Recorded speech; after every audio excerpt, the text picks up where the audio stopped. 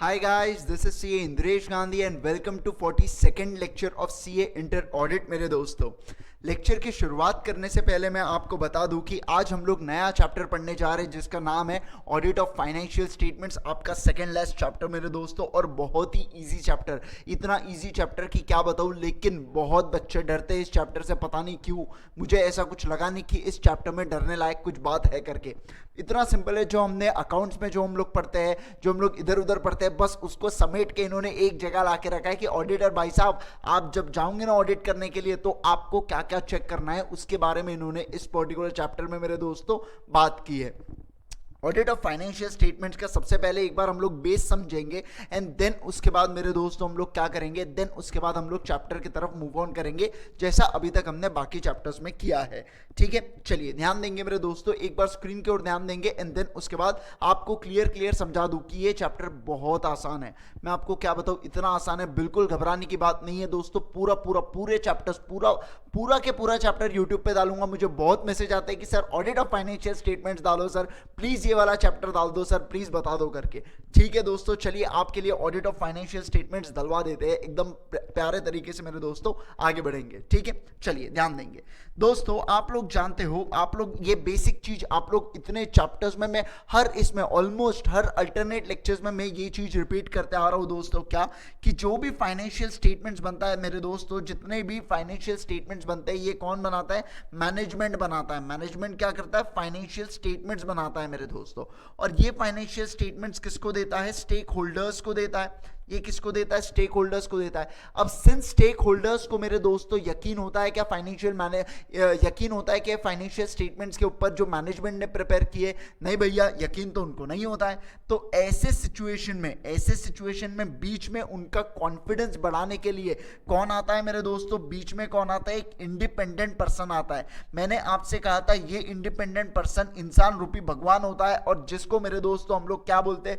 जिसको मेरे दोस्तों हम लोग बोलते हैं कि ये कौन होता है? ऑडिटर। जिसका नाम क्या होता है मेरे दोस्तों? ऑडिटर इसका नाम होता है। ठीक है, ऑडिटर मेरे दोस्तों क्या देता है? अपना ओपिनियन देता है उस रिस्पेक्टिव फाइनेंशियल स्टेटमेंट्स के ऊपर, और बताता है कि मैनेजमेंट जो चीजें असर्ट करना चाहती है, मैनेजमेंट जो असर्शंस बताना चाहती है, मैनेजमेंट जो आपसे फाइनेंशियल स्टेटमेंट्स के थ्रू कहना चाहती है, वो प्रॉपर है कि नहीं है मेरे दोस्तों, ये कौन देता है? एक इंडिपेंडेंट पर्सन देता है।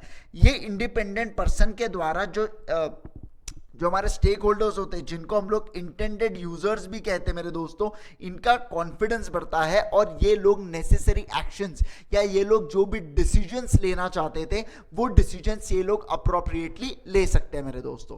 ठीक है, अब बात आती है सर कि ये जो मैनेजमेंट फाइनेंशियल स्टेटमेंट्स प्रिपेयर कर रहा है ना, ये कैसे प्रिपेयर कर रहा है? तो दोस्तों यहाँ पे गवर्नमेंट ने क्या करके रखा है? गवर्नमेंट ने इंडेस, गवर्नमेंट तो नहीं बोलेंगे, गवर्नमेंट ने स्टैट्यूटरी बॉडीज बना के रखी है।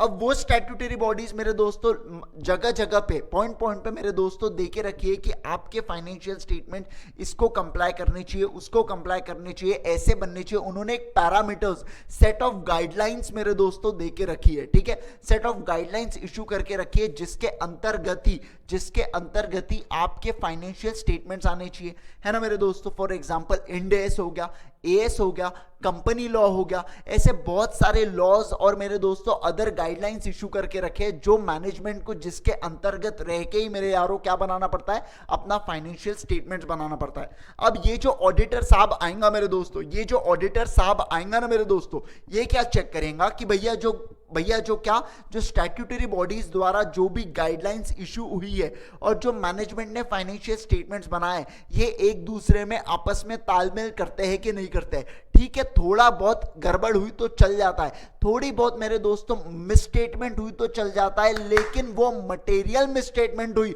तो भैया चलेगा क्या? नहीं चलेगा। मटेरियल मिसस्टेटमेंट हुई मेरे दोस्तों तो आपका ओपिनियन ही बदल जाएगा। मैं क्या बोल रहा हूं? मटेरियल मिसस्टेटमेंट हुई तो आपका ओपिनियन ही बदल जाएगा मेरे दोस्तों। तो ये चीजों को आपको कॉन्सेंट्रेट करते हुए मेरे दोस्तों आगे बढ़ना होगा अभी। ठीक है, चलिए मेरे दोस्तों ध्यान देंगे। सबसे पहले मैं आपको असर्शंस वैसे मैंने आपको चैप्टर 1 में और चैप्टर 2 में भी मैंने आपके साथ कवर करवा लिया था, लेकिन मैं फिर से यहाँ पे मेरे दोस्तों असर्शंस कवर करवा रहा हूँ, क्योंकि ये लेक्चर्स बाकी लोग भी देख रहे हैं, जो मतलब यूट्यूब वगैरह वाले भी देख रहे हैं इस चीज को, तो ध्यान दीजिएगा, ठीक है। यूट्यूब के माध्यम से भी बहुत सारे स्टूडेंट्स इसको देख रहे हैं मेरे दोस्तों, ठीक है। चलिए असर्शंस का मतलब समझा देता हूँ सबसे पहले आपको, एंड देन उसके बाद मेरे दोस्तों हम लोग आगे बढ़ेंगे, ठीक है। चलो पहले एक बेसिक जो इंट्रोडक्शन मेरे दोस्तों चैप्टर का क्या है, वो क्या कहना चाहता है। Companies prepare their financial statements in accordance with the framework of GAAP and मेरे दोस्तों commonly referred to as accounting standard करके एक जनरली एक्सेप्टेड अकाउंटिंग प्रिंसिपल्स, एक गाइडलाइंस देके रखी है भैया, इसके तहत आप लोग बनाओ करके ऐसे स्टैट्यूटरी बॉडी कह देती है मेरे दोस्तों। नेक्स्ट उसके बाद a financial statement audit comprises examination of entities financial statements and accompanying disclosures by an independent auditor। मेरे दोस्तों सेम चीज हमने पीछे देखा अभी। The result of this examination is a report by the auditor। अब क्या होगा, इसका रिजल्ट क्या होगा मेरे दोस्तों, एक रिपोर्ट देगा ऑडिटर। क्या देगा मेरे बच्चों, रिपोर्ट देगा। रिपोर्ट बाय whom मेरे दोस्तों, रिपोर्ट बाय द ऑडिटर, जो अटेस्ट करके देगा, जो बोलेगा भैया ट्रू एंड करेक्ट है कि ट्रू एंड फेयर है। भैया ट्रू एंड फेयर होता है, ट्रू एंड करेक्ट कभी नहीं हो सकता। ऑडिटर मेरे दोस्तों एब्सोल्यूट एश्योरेंस नहीं दे सकता है, वो रीजनेबल एश्योरेंस ही दे सकता है कि financial statement true and fair view देते हैं करके। ट्रू एंड करेक्ट व्यू देते हैं क्या, नहीं देते हैं मेरे दोस्तों, ठीक है। True and fair of the presentation of financial statement and the related disclosures. In preparing financial statement, company's management makes implicit and explicit assumptions। मतलब क्या मेरे दोस्तों, जब कंपनी के मैनेजमेंट मेरे यारों क्या प्रिपेयर करते हैं, फाइनेंशियल स्टेटमेंट्स प्रिपेयर करते हैं, तो वो कुछ बताते हैं, वो कुछ कहना चाहते हैं आपके थ्रू मेरे दोस्तों, अपने फाइनेंशियल स्टेटमेंट्स के थ्रू आपके साथ कुछ कहना चाहते हैं। वो बात करते हैं आपके साथ completeness, cut off, existence, occurrence, valuation, rights and obligation and presentation and disclosure. ये क्या है मेरे दोस्तों, ये हम लोग नीचे पढ़ने वाले हैं। ये जितनी भी हमने चीजें किया ना, ये मेरे दोस्तों मैनेजमेंट आपसे कहना चाहती है इन रिस्पेक्ट टू कौन सी 4 चीजें मेरे दोस्तों, सब बोलेंगे मेरे साथ, income, expenses, assets and liabilities. ये 4 चीजों के थ्रू मेरे दोस्तों, ये 4 चीजों पे मैनेजमेंट आपके थ्रू बात करेंगी मेरे दोस्तों मैनेजमेंट। सर समझ नहीं रहा क्या बात करेंगे करके, तो समझाता हूं, चिंता मत करिए, थोड़ा सा धैर्य रखिए, समझेंगे अभी आपको, ठीक है मेरे दोस्तों। चलिए असर्शंस की बात करूंगा मैं सबसे पहले आपके साथ, जो बात करूंगा असर्शन। सर असर्शन मतलब क्या होता है, पहले वो समझा दो, फिर आगे की बात करेंगे, फिर चर्चा करेंगे सर आगे की। असर्शन का मतलब होता है anything which other person wants to assert. अपने केस में मैनेजमेंट असर्ट करना चाहती है, मतलब क्या, मैनेजमेंट आपसे कुछ बात करना चाहती है, मैनेजमेंट आपसे कुछ बात करना चाहती है, उसको मैं बोलूंगा मेरे दोस्तों असर्शन, ठीक है। तो असर्शंस की अगर मैं बात करूं मेरे दोस्तों, तो असर्शंस को इन्होंने क्लासिफाई किया है इनकम स्टेटमेंट, मतलब क्या, प्रॉफिट एंड लॉस अकाउंट, अपनी गावरानी भाषा में बोलूं तो मैं, ठीक है, प्रॉफिट एंड लॉस अकाउंट ही इसको समझना मेरे दोस्तों, और कुछ नहीं। बारी बारी वर्ड प्रयोग करते हैं, आपको आसान भाषा में समझाओ तो प्रॉफिट एंड लॉस। दूसरा मेरे दोस्तों ये लोग किसके इसमें समझेंगे, बैलेंस शीट के माध्यम में समझेंगे मेरे यारों, है ना। दूसरा किसके इसमें समझेंगे, बैलेंस शीट के इसमें समझेंगे। असर्शंस को 2 इसमें समझा जा सकता है मेरे दोस्तों। मतलब क्या, देखो बेसिकली क्या बोल रही है कि मैनेजमेंट वाले जो लोग हैं वो आपके साथ बात करना चाहते हैं। क्या बोला हूं, फिर से बोलता हूं, मैं रिपीट करता हूं, मैनेजमेंट जो है कंपनी की, वो आपके थ्रू आपके साथ बात करना चाहती हो, तो वो बात किसके थ्रू करेंगी, असर्शंस के थ्रू करेंगी। असर्शंस का मतलब होता है मेरे दोस्तों क्या, असर्शंस का मतलब होना है to assert things, come on guys, सब लोग बोलेंगे व्हाट, टू असर्ट थिंग्स मतलब कुछ कहना। अब क्या कहना चाहती है, इनकम। सबसे पहले बात करेंगे अपन इनकम स्टेटमेंट के बारे में, जिसमें एक्सपेंस भी आती है और इनकम भी आते हैं, मतलब प्रॉफिट एंड लॉस की बात करेंगे, जिसमें आपकी इनकम भी आती है और जिसमें आपके मेरे दोस्तों क्या आते हैं, आपके एक्सपेंसेस भी आते हैं, है ना, आपके एक्सपेंसेस भी आते हैं। तो मैनेजमेंट क्या बात करेंगी, चलिए मैं बात करता हूं आपके साथ मेरे दोस्तों, मैं आपको कह के बताता हूं मैनेजमेंट क्या बात करेंगी करके। देखिए मेरे दोस्तों, ये रिलायंस की, ये मेरे यारों क्या है, देखो आप लोग देख सकते होंगे, Reliance integrated annual report for 1920 मेरे दोस्तों, है ना, statement of profit and loss मेरे यारों। जब आप इनकम में मेरे दोस्तों सबसे पहली चीज आप देखते हो क्या, सबसे पहली चीज जो आप मेरे दोस्तों देख रहे हो कौन सी चीज देख रहे हो, जरा मुझे बताओ मेरे दोस्तों, कौन सी चीज देख रहे हो आप? सबसे पहले देख रहे हो वैल्यू ऑफ सेल्स देख रहे हो मेरे दोस्तों। क्या देख रहे हो आप? Value of sales. मतलब मैनेजमेंट क्या कह रही है मेरे दोस्तों, ध्यान दीजिए, मैनेजमेंट क्या कह रही है कि हमने 18-19 में 4,139 करोड़ का सेल किया। ठीक है, ये रिलायंस की मैनेजमेंट आपसे कह रही है, किससे? शेयर होल्डर्स पे। और इस पे मेरे दोस्तों हम जैसे इंडिपेंडेंट ऑडिटर, आप इंडिपेंडेंट ऑडिटर बनने वाले हो, मैं बन चुका हूं मेरे दोस्तों। मतलब क्या, जब कंपनी अपॉइंट करेंगे तब हम लोग ऑडिटर, लेकिन हम क्वालिफाई तो हो गए, एलिजिबल तो हो गए 141 के हिसाब से अगर है तो, है ना। 1920 में उसके अगले ही साल मेरे दोस्तों हमने क्या किया, यहाँ पे 3,62,869 करोड़ रुपीस का मेरे दोस्तों सेल्स किया। ऐसा कौन कह रहा है? ऐसा मैनेजमेंट कह रही है। किसकी मैनेजमेंट भैया? रिलायंस की मैनेजमेंट, मुकेश अंबानी। मुखिया आपके साथ मेरे दोस्तों बात करने की कोशिश कर रहा है, ध्यान दीजिए। मुखिया क्या कहता है बच्चों कि 18-19 में हमने क्या किया था? 18-19 में हमने 4,139 का सेल किया, लेकिन 19-20 में हमने 3,62,869 का सेल किया। ऐसा मुखिया आपके साथ कहना चाहता है मेरे दोस्तों। समझ रहा है क्या मुखिया क्या कह रहा है आपके साथ? बहुत बढ़िया, ध्यान देंगे। अब यहां पे सबसे पहला मेरे दोस्तों अकरेंस, सबसे पहला जो असर्शंस आ रहा है ना, उसको कहते हैं हम लोग अकरेंस। अकरेंस मतलब क्या? अकरेंस मतलब क्या मेरे दोस्तों? अकरेंस का अगर मैं यहां पे एग्जांपल लूं मेरे दोस्तों अकरेंस का, तो अकरेंस का मतलब होगा कि हमने इतनी की सेल की करके। इसमें अगर मैं अकरेंस की बात करूं मेरे दोस्तों, तो हम लोग क्या बोलेंगे कि हमने 3,62,869 करोड़ की सेल की, ऐसा मुखिया बोलेगा। अकर हुआ है मतलब क्या? सेल हुआ है हमारा करके, ऐसा बोलेगा मेरे दोस्तों मुखिया। मुखिया क्या बोलेगा कि हमने कितने की, इतने वैल्यू की, इसको एक्स बोलते हैं हम लोग, ठीक है, एक्स बोलेंगे हम लोग इसको मेरे दोस्तों, ठीक है। तो ध्यान देंगे, हमने एक्स रुपीस की मेरे दोस्तों सेल की, ऐसा मुखिया बोलेगा। और ये एक्चुअली हुई है करके सेल, ऐसा नहीं मेरे दोस्तों कि हमने सेल ऑन अप्रूवल भेज दिया करके, या हमने सेल नहीं किया करके, ऐसा कुछ भी नहीं है, हमने बेचा है ये माल, ऐसा मुखिया आपके साथ कहना चाहता है। दिस इज अकरेंस मेरे दोस्तों। दूसरी बात करूंगा आपके साथ कंप्लीटनेस। कंप्लीटनेस मतलब क्या मेरे दोस्तों कि ये ट्रांजैक्शन हमने पूरी रिकॉर्ड की है भैया, ये ट्रांजैक्शन में कुछ छूटा नहीं है और ये ट्रांजैक्शन में कुछ झूठा नहीं है मेरे दोस्तों। बहुत सही चीज बोला हूं मैंने क्या? हमने पूरा इस चीज को रिकॉर्ड किया है, ऐसे मेरे दोस्तों ये लोग बोलना चाहते हैं। मतलब क्या? ये ट्रांजैक्शन में कुछ छूटा नहीं है और ये ट्रांजैक्शन में कुछ झूठा नहीं है मेरे दोस्तों। इसी चीज को अपन क्या बोलेंगे? इसी चीज को अपन बोलेंगे कंप्लीटनेस करके।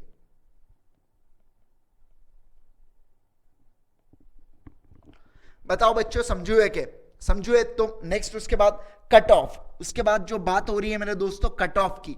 कट ऑफ का मतलब क्या होता है मेरे दोस्तों? कट ऑफ का मतलब क्या होता है आपको यहीं पे देख के ध्यान दीजिएगा मेरे दोस्तों, ध्यान दीजिएगा यहां पे, ठीक है। देखिए,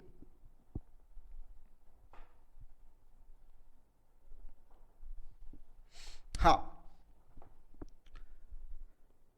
कॉस्ट ऑफ मटेरियल कंज्यूम मेरे दोस्तों, कॉस्ट ऑफ मटेरियल कंज्यूम पे ध्यान दीजिएगा सब लोग। कॉस्ट ऑफ मटेरियल कंज्यूम पे मेरे दोस्तों बात करेंगे तो इसमें क्या होता है, इसमें क्या होता है मेरे दोस्तों, ध्यान दीजिए ना, क्या बोल रहा हूं मैं? कॉस्ट ऑफ मटेरियल कंज्यूम में केवल वही मटेरियल आएगा जो आपने प्रोडक्शन के इसमें, जो आपने मैन्युफैक्चरिंग के इसमें कंज्यूम किया। क्लोजिंग नहीं आएगा इसमें।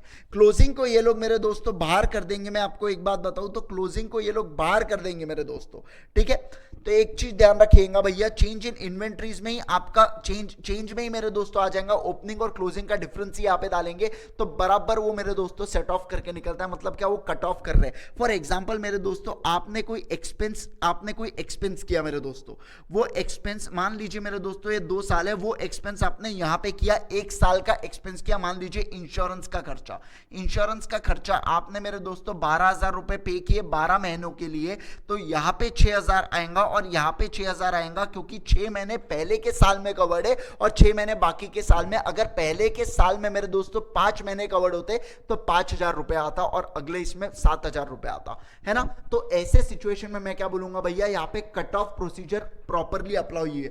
इस चीज को अपन क्या बोलते हैं? Cut off procedure. इस चीज को मेरे दोस्तों अपन क्या बोलेंगे कि cut off procedure properly apply हुई है करके मेरे दोस्तों। नेक्स्ट उसके बाद मेजरमेंट का मतलब क्या भैया, they have been recorded accurately मेरे दोस्तों, मतलब क्या प्रॉपर वे में हमने उसको एक्यूरेटली मेरे दोस्तों ये रिकॉर्ड किया है करके, एक्यूरेटली रिकॉर्ड किया है मतलब क्या। फॉर एग्जांपल मेरे दोस्तों, आपको एग्जांपल देके समझाता हूं मैं यहाँ पे। आपने कोई मान लीजिए मेरे बच्चों कॉन्ट्रैक्टर को पेमेंट किया, आपने कोई मेरे दोस्तों कॉन्ट्रैक्टर को पेमेंट किया, ये कॉन्ट्रैक्टर छोड़िए, आपने कोई प्रोफेशनल पेमेंट किया, आपने कोई मेरे दोस्तों प्रोफेशनल पेमेंट किया, ठीक है, आपने प्रोफेशनल पेमेंट किया 1 लाख का, आपने 1 लाख का पेमेंट से पहले उसका 10,000 रुपए टीडीएस डिडक्ट किया मेरे दोस्तों, तो 90,000 रुपए आपने उसको पेमेंट किया मेरे यारों। आप खर्चा कितना बुक करोगे आपको मुझे बताना होगा, खर्चा आप 1 लाख बुक करोगे कि 90,000 बुक करोगे, तो ऑब्वियस सी बात है मेरे दोस्तों आप खर्चा बुक करोगे 1 लाख रुपए, खर्चा आपका 1 लाख रुपए। इसी को बोलेंगे हम लोग मेजरमेंट, कि हमने हर चीज को प्रॉपरली मेजर किया। ऐसा नहीं कि आपने 90,000 का खर्चा डाल दिया करके, ऐसा नहीं चलेगा मेरे दोस्तों, ध्यान रखिएगा। टीडीएस का खर्चा है वो आप लोग उसको प्रोवाइड करवा दोगे, तो गवर्नमेंट को आप पे कर रहे हो ना भैया, आप तो अपना 1 लाख बुक करोगे, पेमेंट करते हो आप 90,000 करोगे और 10,000 मेरे दोस्तों गवर्नमेंट के डिपार्टमेंट में जमा करोगे, गवर्नमेंट फॉर्म 26AS के थ्रू उसके अकाउंट में जमा कर देगा। फिर जब वो अपना रिटर्न ऑफ इनकम फाइल करेगा मेरे दोस्तों, तो वहां पे वो अपना क्लेम कर सकता है उस पर्टिकुलर जो भी आपने टीडीएस काटा है उसको, वो पर्टिकुलर सामने वाला बंदा उस चीज को क्लेम कर सकता है। बोलो बच्चों समझू है कि नेक्स्ट, उसके बाद मेरे दोस्तों आता है एक और असर्शन, प्रेजेंटेशन एंड डिस्क्लोजर से रिलेटेड। प्रेजेंटेशन एंड डिस्क्लोजर से रिलेटेड मतलब क्या, प्रॉपर खर्चे को आपने प्रॉपर हेड के नीचे जमा किया है मेरे दोस्तों। ऑफिस एक्सपेंसेस है तो एडमिनिस्ट्रेटिव एक्सपेंसेस में, इलेक्ट्रिसिटी बिल को प्रॉपर इलेक्ट्रिसिटी हेड का अकाउंट दिया है, बैंक का इंटरेस्ट चार्ज किया है मेरे दोस्तों, बैंक ने अगर इंटरेस्ट चार्ज किया है तो बैंक का इंटरेस्ट भी प्रॉपर इंटरेस्ट के अकाउंट में आपने डाल के दिया है मेरे दोस्तों। बताओ आपने किया कि नहीं किया, ये असर्शन मतलब क्या बोल रहे हैं बेसिकली बच्चों, जब ये बैलेंस शीट के थ्रू आपसे बात कर रही है, जब ये स्टेटमेंट ऑफ मतलब ये जो बात कर रहे हैं ना मेरे दोस्तों कौन, मैनेजमेंट, आपको जब ये प्रॉफिट एंड लॉस दिखा रही है तो वो आपसे कुछ चीजें कह रही है मेरे दोस्तों। सबसे पहला क्या कि भैया ये ट्रांजैक्शन हुए है, दैट मींस अकरेंस। सेकंड क्या, कंप्लीटली रिकॉर्डेड है मेरे दोस्तों। तीसरा क्या, properly cut off procedure follow की है, प्रॉपर प्रेजेंटेशन एंड डिस्क्लोजर किया है, प्रॉपर मेजरमेंट किया है करके मेरे दोस्तों, ऐसा यहां पे बोला है इन्होंने। इसी को बोलते हैं असर्शंस करके। सेम असर्शंस मेरे दोस्तों यहाँ पे किसके होते हैं, सेम असर्शंस मेरे दोस्तों हम लोग बोल सकते हैं, सेम असर्शंस होते हैं बैलेंस शीट के, सेम असर्शंस होते हैं बैलेंस शीट के मेरे दोस्तों। लेकिन बैलेंस शीट में वर्डिंग्स, शब्द अदल बदल जाते हैं मेरे दोस्तों, ध्यान देंगे सब लोग यहाँ पे, ध्यान देंगे सब लोग। बैलेंस शीट के क्या असर्शंस होंगे सर, जरा बताइए ना। बैलेंस शीट के सबसे पहला होता है मेरे दोस्तों एग्जिस्टेंस, दूसरा कंप्लीटनेस और कट ऑफ तो एज इट इज रहता है, और valuation, rights and obligation, presentation and disclosure भी एज इट इज है। कुछ चीजें अलग है, कुछ चीजें सेम है मेरे दोस्तों। आपको बताता हूं, एक एक चीजें समझेंगे प्यार से आराम से मेरे दोस्तों। सबसे पहला एग्जिस्टेंस, एग्जिस्टेंस की अगर मैं बात करूं मेरे दोस्तों, एग्जिस्टेंस की अगर मैं बात करूं तो सबसे पहली बात आती है मेरे दोस्तों क्या, कि नॉन करंट एसेट में आप ये प्लांट एंड मशीनरी को जरा घूर के देखिए, ये प्रॉपर्टी प्लांट एंड इक्विपमेंट को, पीपीई को, जिसको हम लोग प्यार से पीपीई बोलते हैं मेरे दोस्तों, उसको घूर के देखिए तो आप लोग देखेंगे पिछले साल 1,94,000 कुछ की थी और अभी 2,97,000 कुछ की है। मतलब क्या कहना चाहती है भैया मैनेजमेंट, क्या कहना चाहती है कि हमारे पास प्रॉपर्टी प्लांट एंड इक्विपमेंट है जिसकी वैल्यू 2,97,847 करोड़ है करके है, ये एग्जिस्ट करती है मेरे दोस्तों, ये एग्जिस्ट करती है। तो ये असर्शंस हुआ एग्जिस्टेंस के बारे में, ये असर्शंस मेरे दोस्तों किसके बारे में हुआ, एग्जिस्टेंस के बारे में मेरे यारों, ये हुआ एग्जिस्टेंस के बारे में। ये किसके बारे में हुआ, एग्जिस्टेंस के बारे में हुआ मेरे दोस्तों। बोलो बच्चों समझू है क्या, समझू है ना, समझ रहे हो ना मैं क्या बोलने की कोशिश कर रहा हूं मेरे दोस्तों। ये मैनेजमेंट असर्ट कर रही है, बैलेंस शीट कौन प्रिपेयर किया, मैनेजमेंट प्रिपेयर किया। अब मैनेजमेंट ने आपको बैलेंस शीट लाके दिया तो आप बैलेंस शीट को ऐसे देख रहे हो, तो आप देखते वक्त मैनेजमेंट क्या बोल रही है, देखो मैनेजमेंट क्या बोल रही है, अरे सुनना मेरे पास प्रॉपर्टी प्लांट एंड इक्विपमेंट है जिसकी वैल्यू कितनी है 2,97,847 करोड़ है करके, मतलब they exist at this particular date, they exist at this particular date. फिर से रिपीट कर रहा हूं, they exist at this particular date करके, ऐसा मेरे दोस्तों कौन बोल रहा है? ऐसा मैनेजमेंट बोल रहा है मेरे दोस्तों। कौन बोल रहा है? मैनेजमेंट बोल रहा है मेरे दोस्तों। मैनेजमेंट कह रहा है, सुनो आप मैनेजमेंट के दिल की धड़कन को सुनो मेरे दोस्तों। नेक्स्ट उसके बाद मैं बात करूं तो सेकंड मेरे दोस्तों ये बात करता है कंप्लीटनेस के बारे में। कंप्लीटनेस के बारे में मतलब क्या मेरे दोस्तों कि यहां पे सारी चीजें मेरे दोस्तों क्या बोल के रखे? कोई कंप्लीटनेस। एक बार लिख लेता हूं, समझाता हूं फिर।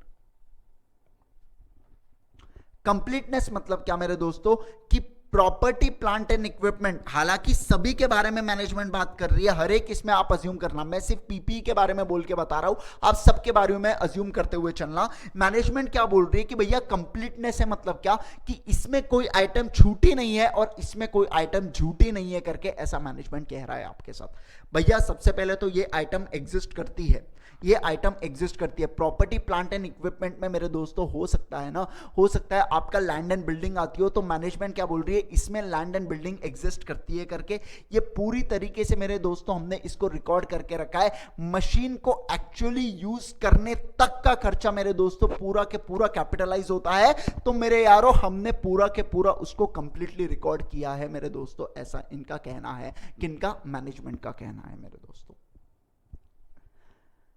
हाँ बोलो, समझा क्या? मजा आ रहा है मेरे को? आपको मजा आ रहा है क्या? मुझे जरा बताना तो दोस्तों, कमेंट में मुझे जरूर बताइएगा कैसा लगता है आपको लेक्चर, पक्का पक्का मुझे कमेंट करके बताइएगा।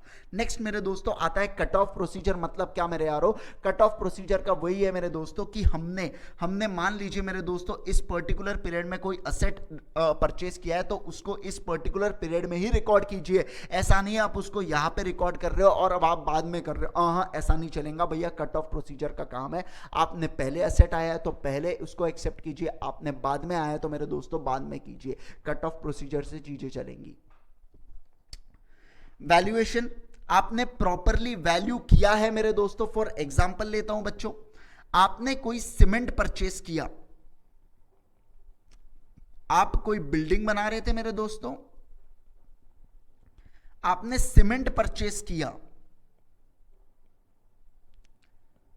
1000 रुपए का, प्लस एग्जांपल ले रहा हूं 18% उस पर जीएसटी, 28% का जीएसटी लग के आया मेरे दोस्तों 280 रुपए, तो 1280 आपको पूरा के पूरा मेरे दोस्तों आपको बिल्डिंग में डेबिट करना पड़ेगा। आप केवल 1000 से नहीं कर सकते मेरे दोस्तों, आप केवल 1000 से नहीं कर सकते, क्योंकि आपने पढ़ा है मेरे यारों, आपने पढ़ा है नेगेटिव, अपने इसमें अपने को नहीं मिलता है क्रेडिट, नहीं मिलता है मेरे दोस्तों, अपने को इनपुट टैक्स क्रेडिट नहीं मिलता है जब आप कोई इमूवेबल प्रॉपर्टी बनाते हो मेरे दोस्तों। तो इमूवेबल प्रॉपर्टी आप बना रहे हो तो आपको पूरा 1280 मेरे दोस्तों क्या करना पड़ेगा? कैपिटलाइज करना पड़ेगा। आप ये 120 को मेरे दोस्तों पीएनएल के अंदर भी नहीं डाल सकते, आप इसको पीएनएल के अंदर भी नहीं डाल सकते, because this is a capital expenditure. इसका बेनिफिट अपने को आने वाले सालों में मिलने वाला है, इसका बेनिफिट मेरे दोस्तों अपने को आने वाले सालों में मिलने वाला है। तो आप इसको क्या करोगे? इस पूरे के पूरे 1280 को मेरे दोस्तों बैलेंस शीट में सीधा आपको बिल्डिंग में ऐड करना होगा मेरे दोस्तों। बताओ बच्चों, समझो है कि ये होता है वैल्यूएशन, कि आपने प्रॉपरली वैल्यू किया है क्या अपने प्लांट एंड मशीनरी को मेरे दोस्तों, यहाँ तक कि अपने पूरे असेट्स को आपने प्रॉपरली वैल्यू किया है करके। राइट्स एंड ऑब्लिगेशंस का मतलब क्या मेरे दोस्तों? देखिए बैलेंस शीट में क्या होगा, एक तो आपका राइट आएगा, दूसरा आपका लाइबिलिटी साइड में आपके ऑब्लिगेशंस आएंगे। लाइबिलिटी साइड में मान लीजिए मेरे दोस्तों अगर लोन दिखता है, मुझे लोन दिखता है पीएनबी को, मान लीजिए रिलायंस का लोन है पंजाब नेशनल बैंक को 1000 करोड़ रुपए उसको पे करना है, तो ये उसका ऑब्लिगेशन हो गया मेरे दोस्तों। और उसका प्रॉपर्टी प्लांट एंड इक्विपमेंट में उसकी कोई लैंड एंड बिल्डिंग देगा तो ये उसका हक है, ये उसका राइट है मेरे दोस्तों, उसके पास राइट है, वहां पे कोई और नहीं आ सकता। वो रिलायंस की प्रॉपर्टी है मेरे दोस्तों, ट्रेसपासर्स विल बी काट डालेंगे ट्रेसपासर्स को, समझोगे मेरे दोस्तों। ये होता है राइट्स एंड ऑब्लिगेशन, मतलब क्या उस पे हक किसका है मेरे दोस्तों? केवल और केवल रिलायंस का है, ऐसे में बोल सकता हूं उस चीज को। और आखिरी में आता है प्रेजेंटेशन एंड डिस्क्लोजर, जो वही बात करता है कि भैया असेट है, अगर आपका हक है तो आप उसको बैलेंस शीट में दिखाइए करके, अगर आपकी लाइबिलिटी है तो आप उसको करंट साइड में दिखाइए मेरे दोस्तों, आप उसको लाइबिलिटी साइड में दिखाइए करके मेरे दोस्तों। बस यही बात है इसके बारे में, बहुत सिंपल है, आप लोग इसको नॉर्मली भी पढ़ लोगे तो आपको समझ जाएगा। अब हम लोग मेरे दोस्तों मेन चैप्टर की तरफ मूव ऑन करते हैं। ये असर्शन जानना जरूरी था। एक बार अब आपको असर्शन समझ गए ना मेरे दोस्तों, तो अब आप लोग क्या कर पाओगे? अब आप लोग नीचे दिए जाने वाले चीजों को भैया समझ पाओगे। बेसिकली क्या भैया, बैलेंस शीट कहना क्या चाहती है अपने साथ, और वो जो कहना चाहती है एक्चुअली वो सही है कि नहीं है, यही ऑडिटर का काम रहने वाला है मेरे दोस्तों। सीधे सीधे बता देता हूं आपको कोई भी क्वेश्चन का एक रामबाण इलाज मेरे दोस्तों पहले ही बता देता हूं कि भैया लॉ आया है, ये पर्टिकुलर आइटम से देखो, ये आप मान लीजिए मेरे दोस्तों कोई शेयर कैपिटल आपने देख लिया, आपसे एग्जाम में शेयर कैपिटल मेरे दोस्तों पूछ लिया आपसे, तो आपको माइंड में क्या ध्यान में रखना है, भैया इससे रिलेटेड कोई लॉज है क्या, इससे रिलेटेड कोई लॉज है तो ऑडिटर ने वो चेक किए है क्या, बस इतनी चीजें देख लेना मेरे दोस्तों, तो आपको जम जाएगा। आपको बहुत ही नॉर्मल है, इतना ऑब्वियस चीजें है इसमें, आप बोलोगे सर क्या पढ़ा रहे हो करके, मजा भी नहीं आ रहा है सर, मजा तो आपको बहुत आ जाएगा सुनने में, लेकिन आप बोलोगे सर कुछ ऐसा भारी नहीं पढ़ाया आपने करके, ऐसा हो जाएगा मेरे दोस्तों, है ना, क्योंकि चीजें उतनी सिंपल है। या आप लोग 11वीं से, जब आप छोटे से बच्चे थे ना मेरे दोस्तों, तब से आप लोग ये चीजें पढ़ते हुए आ रहे हो, मतलब आप 11वीं से पूरा पढ़ते आ रहे हो इस चीज को, बहुत सिंपल है। चलो आपको बताता हूं ना, अभी आपको बताता हूं, आप भी बोलोगे सर क्या पढ़ाया करके, मजा आ गया, है ना, ऐसा एकदम सिंपल, और पूरा लर्न करवा के दूंगा आपको, क्लास में लर्न करवा के दूंगा, इसकी गारंटी है मेरे दोस्तों। मेरे साथ बस रिवाइज करते रहिएगा, मेरे साथ एज इट इज रिवाइज करते रहिएगा, आपका गारंटी मैं ये चैप्टर आपका यही कंप्लीट करूंगा। 5 घंटे लगेंगे मुझे इस चैप्टर को कंप्लीट करने के लिए दोस्तों, लेकिन पूरा एंड टू एंड कवर करूंगा।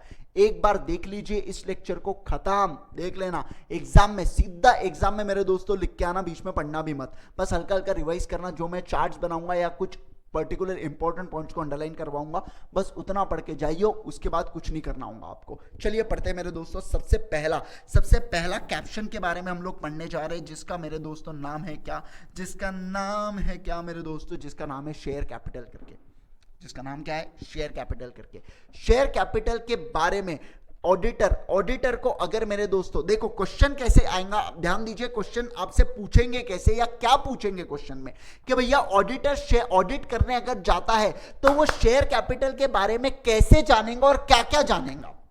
ऑडिटर शेयर कैपिटल के बारे में कैसे जानेगा और क्या क्या जानेगा, ये चीज आपके सिलेबस में क्यों आई होंगी भैया, अभी आप ये पास कर जाओगे, कुछ लोगों की इंटर्नशिप चालू हो गई होंगी और कुछ लोगों की इंटर्नशिप अभी चालू हो जाएंगी, तो जब आप ऑडिट में जाओगे और आप एक पर्टिकुलर क्लाइंट को विजिट करोगे, आपको उसके बैलेंस शीट में शेयर कैपिटल दिखेगा और उसके शेयर कैपिटल को आप कैसे ऑडिट करोगे, उसके शेयर कैपिटल का, ये आपको इस पर्टिकुलर इसमें आया है मेरे दोस्तों। आपका अकाउंट्स का नॉलेज थोड़े मेरे दोस्तों साथ में लेते हुए चलना, आपका अकाउंट्स का नॉलेज बहुत जरूरी होगा इस चैप्टर में, है ना। मैं आपको जितना रिक्वायर्ड है उतना नॉलेज देते जाऊंगा, लॉ का भी जितना रिक्वायर्ड है उतना नॉलेज आपको सप्लाई करते जाऊंगा, लेकिन आप बोलोगे सर ये चैप्टर छोड़ दो और पूरा लॉ ही पढ़ा दो, तो ऐसा नहीं हो सकता मेरे दोस्तों, ऐसा पॉसिबल नहीं है मेरे यारों, ठीक है। चलिए ध्यान देंगे सबसे पहले मेरे दोस्तों शेयर कैपिटल के ऊपर, भैया शेयर कैपिटल होता क्या है करके सबसे पहले इसकी बात करते हैं मेरे दोस्तों। चलिए दोस्तों, जो सबसे पहला हमारा आने जा रहा है जिसके बारे में हमको पढ़ना होगा वो है शेयर कैपिटल मेरे दोस्तों। चलिए शेयर कैपिटल के बारे में पहले आपको थोड़ा सा बैकग्राउंड दे देता हूं एंड देन उसके बाद हम लोग दोस्तों चालू करते हैं। देखिए दोस्तों क्या होता है, कोई भी बिजनेस को रन करने के लिए मेरे दोस्तों पैसा लगता है ना।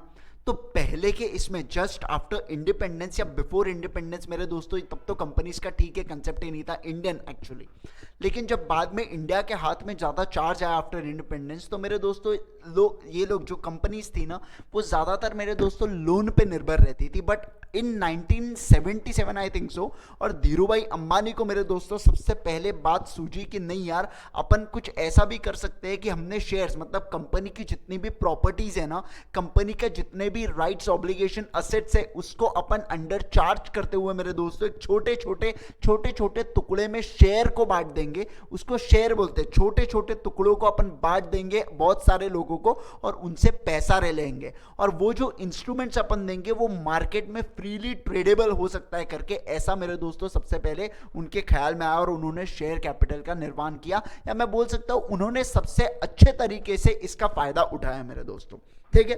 बेसिकली होता क्या है शेयर कैपिटल का, मतलब एक पूरा एक जनरल व्यू ले लीजिए एंड देन उसके बाद मेरे दोस्तों आपके लिए बहुत आसान होंगी चीजें, ठीक है। ध्यान दीजिए मेरे दोस्तों, देखिए क्या होता है कि कंपनी के जितने भी असेट्स हैं मेरे दोस्तों, उन सबको पुल किया जाता है और उसकी वैल्यू के अनुसार और कंपनी को जितना पैसा चाहिए, कुछ नए प्रोजेक्ट्स के लिए पैसा चाहिए या जो भी कंपनी को जितने भी पैसे की रिक्वायरमेंट है, विच एवर इज लोअर का मेरे दोस्तों हमेशा क्या किया जाता है, मार्केट में फ्लोट किया जाता है पैसा।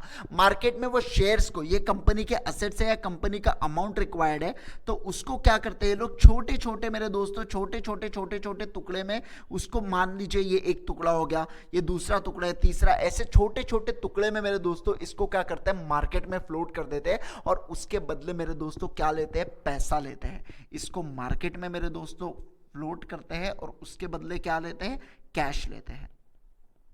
ठीक है, और इस कैश को मेरे दोस्तों जो भी प्रोजेक्ट्स होते हैं, इस कैश को जो भी प्रोजेक्ट्स होते हैं उसमें मेरे दोस्तों लगाते हैं।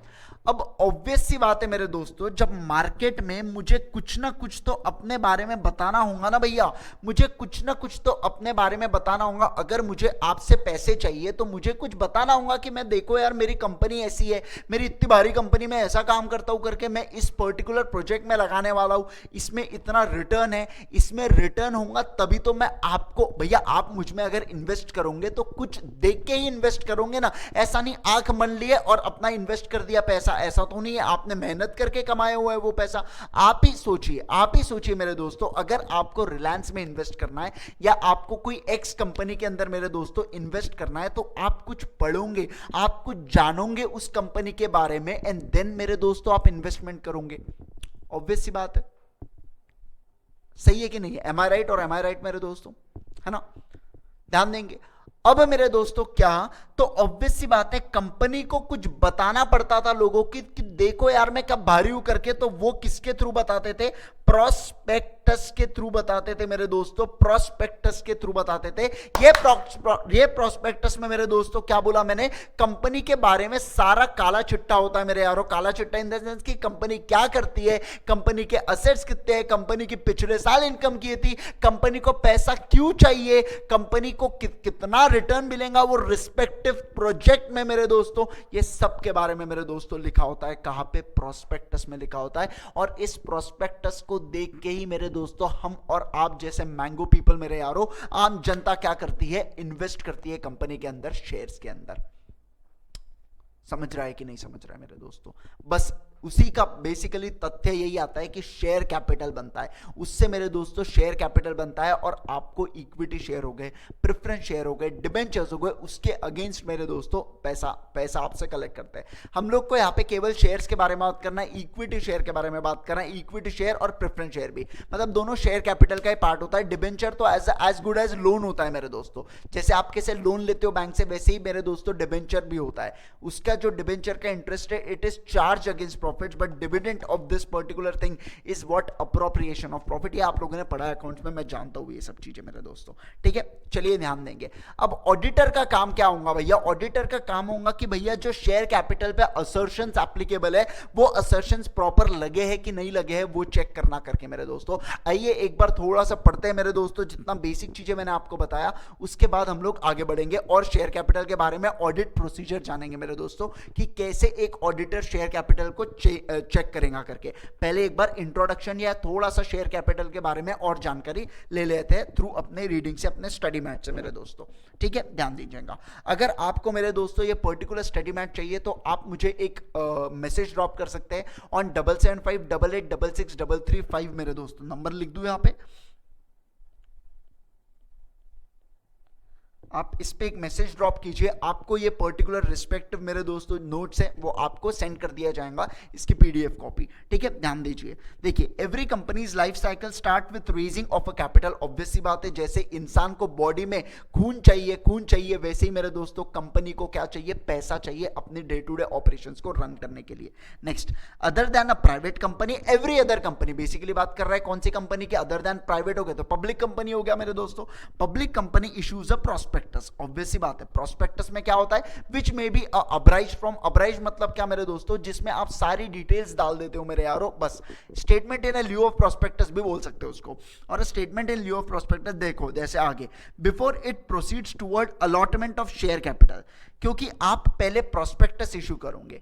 जैसे देखो यार बच्चों, एडमिशंस लेने से पहले आप वो स्कूल का प्रोस्पेक्टस लेते हो, वैसे ही शेयर खरीदने से पहले आप वो कंपनी का प्रोस्पेक्टस लोगे, उसी के पीछे एप्लीकेशन होगा, आप एप्लीकेशन फिल करोगे और रिक्वेस्ट करोगे कंपनी को कि क्या, कि मुझे शेयर होल्डर बनाओ करके अपना। अब वो कंपनी के ऊपर रहेगा आपको शेयर होल्डर बनाना है कि नहीं बनाना है मेरे दोस्तों। ठीक है, नेक्स्ट उसके बाद मतलब क्या, कंपनी अलॉटमेंट के थ्रू आपको फिर शेयर होल्डर बनाएंगी। आपने ऑफर दिया, कंपनी ने एक्सेप्ट किया अलॉटमेंट के थ्रू मेरे दोस्तों। आपने पढ़ा है प्रोस्पेक्टस क्या होता है मेरे दोस्तों, इन्विटेशन टू ऑफर होता है ना। Next, The prospectus defines the conditions on which the allotment will be made.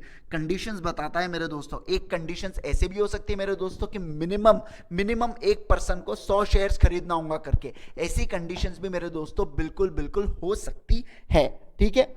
The projects on which the amount raise shall be spend, conditions बताएंगा। फिर प्रोजेक्ट्स के बारे में बताएंगा जहां पे ये अमाउंट जाने वाला है करके, जो आपसे पैसा लेके हम लोग इन्वेस्ट करेंगे ना, वो कहां पे जाएगा करके वो भी बताएंगा मेरे दोस्तों। And to specify the limits of certain expenses incidental to raising of capital. मतलब क्या भैया, ये कैपिटल जो हम आपसे इशू कर रहे हैं इसके लिए हमको पैसा कितना लगा, कितना कमीशन हमको इधर उधर देना पड़ा, उन सब चीजों के बारे में मेरे दोस्तों बताया जाएगा। The receipt of application of shares and allotment of shares in pursuance of thereto are two important aspects of every issue of capital। obvious सी बात है मेरे दोस्तों, क्योंकि मैंने आपसे पैसा लिया, ये क्या हुआ, एप्लीकेशन आया। अब जरूरी है कि मेरे दोस्तों, मान लीजिए मैं चाहता, मेरे पास 100 शेयर्स थे मेरे दोस्तों, और मैंने बोला था कि एक पर्सन को केवल एक ही शेयर्स दूंगा, लेकिन जरूरी है क्या कि एग्जैक्ट 100 नंबर मुझे अप्लाई करे, हो सके 150 ने अप्लाई किया। अब 150 लोगों से मैंने पैसा ले लिया और 100 को ही दिया, तो ये तो फ्रॉड हो गया ना मेरे दोस्तों। तो ऑडिटर को ये भी ध्यान में रखना है कि ऐसे कंपनी ने कोई फ्रॉड में इन्वॉल्वमेंट नहीं हुआ है करके। इसलिए दो बहुत इंपॉर्टेंट एस्पेक्ट्स है, क्या, एप्लीकेशन और अलॉटमेंट मेरे दोस्तों, क्योंकि दोनों के बीच में बहुत सारी यहाँ पे क्रियाएं होती है। ये आप लोग जानते हो, आपने अकाउंट्स में पढ़ा है, ओवर सब्सक्राइब होता है तो क्या, अंडर सब्सक्राइब होता है तो क्या मेरे दोस्तों, ये सब चीजें आप लोगों ने पढ़े हो। चलिए आगे बढ़ता हूं फिर। These therefore should be very careful, these careful attention to auditor मेरे दोस्तों। कौन से इसमें, ये पर्टिकुलर मैटर केस में, कौन सा, issue of receive of application and allotment of shares मेरे दोस्तों। He must verify each party has performed his part of the contract within the allotted time करके, जितना टाइम बोला था वो टाइम के अंदर शेयर अलॉट भी हो जाने चाहिए, या एप्लीकेशन जो रिसीव हुई वो गिवन टाइम के अंदर हुई है क्या, ये सब चीजें मेरे दोस्तों कौन देखना चाहिए भैया, he has performed मतलब क्या, he must verify each party has performed, मतलब ही कौन, ही मतलब कौन मेरे बच्चों, ऑडिटर की बात कर रहे हो, और पार्टी कौन कौन होंगी, एक तो जो अप्लाई कर रहा है शेयर्स के लिए, और दूसरी कंपनी मेरे दोस्तों। Next, the below table summarizes the audit procedure generally required to be undertaken for auditing share capital। सबसे पहले मेरे दोस्तों यहाँ पे assertions की बात कर लेते हैं। देखिए, पहला क्या, एग्जिस्टेंस के बारे में असर्शंस, कि शेयर कैपिटल एक्चुअली एग्जिस्ट करता है क्या करके, वो असर्शंस मेरे दोस्तों। क्या, कि शेयर कैपिटल एक्चुअली एग्जिस्ट करता है क्या, existence about the share capital करके एट द पीरियड एंड पे हम लोग देखेंगे कि भैया सही में शेयर इश्यू हो गए क्या, अलॉट हो गए क्या, मतलब क्या कि शेयर कैपिटल एग्जिस्ट करता है क्या। दूसरी चीज मेरे दोस्तों, दूसरी चीज बात करेंगे मेरे दोस्तों, सब equity balances that were supposed to be recorded have been recognised in the financial statements मेरे दोस्तों, have been recognised in the financial statement. मतलब ये बात कर रहा है मेरे दोस्तों कंप्लीटनेस के बारे में बात कर रहा है, किसके बारे में बात कर रहा है मेरे दोस्तों, कंप्लीटनेस के बारे में बात कर रहा है। चलिए यहां पे लिख के रख देता हूं कंप्लीटनेस। फिर क्या, equity balances have been valued properly मेरे दोस्तों, ये वैल्यूएशन के बारे में बात कर रहा है। और आखिरी का डिस्क्लोजर, कि प्रॉपरली डिस्क्लोजर किया कि नहीं किया मेरे दोस्तों, ठीक है। तो इक्विटी के लिए मेरे दोस्तों EC, बोलो मेरे साथ, ECVD। देखो मेरे दोस्तों, आपको है ना MCQ के माध्यम से भी ये पूछ सकते हैं भैया कि कौन से असर्शंस इक्विटी, कौन से असर्शंस शेयर कैपिटल पे एप्लीकेबल होते हैं करके, आपको ऐसे क्वेश्चन भी मेरे दोस्तों पूछ सकते, जरूर पूछ सकते, बिल्कुल पूछ सकते हैं मेरे दोस्तों, है ना। तो मैंने क्या बोला यहाँ पे ब्रीफ डिस्क्रिप्शन में, भैया सबसे पहले अपन असर्शंस के बारे में बात कर लेते हैं। भैया सही में शेयर कैपिटल एग्जिस्ट करता है क्या, दूसरा क्या कंप्लीटली रिकॉर्ड किया है क्या, तीसरा वैल्यू प्रॉपर हुआ है क्या, मतलब क्या प्रीमियम में मान लीजिए आपको पैसा मिला होगा तो आप उसको शेयर कैपिटल में इंक्लूड नहीं करोगे, आप उसको सिक्योरिटी प्रीमियम अकाउंट में रिकॉर्ड करोगे मेरे दोस्तों।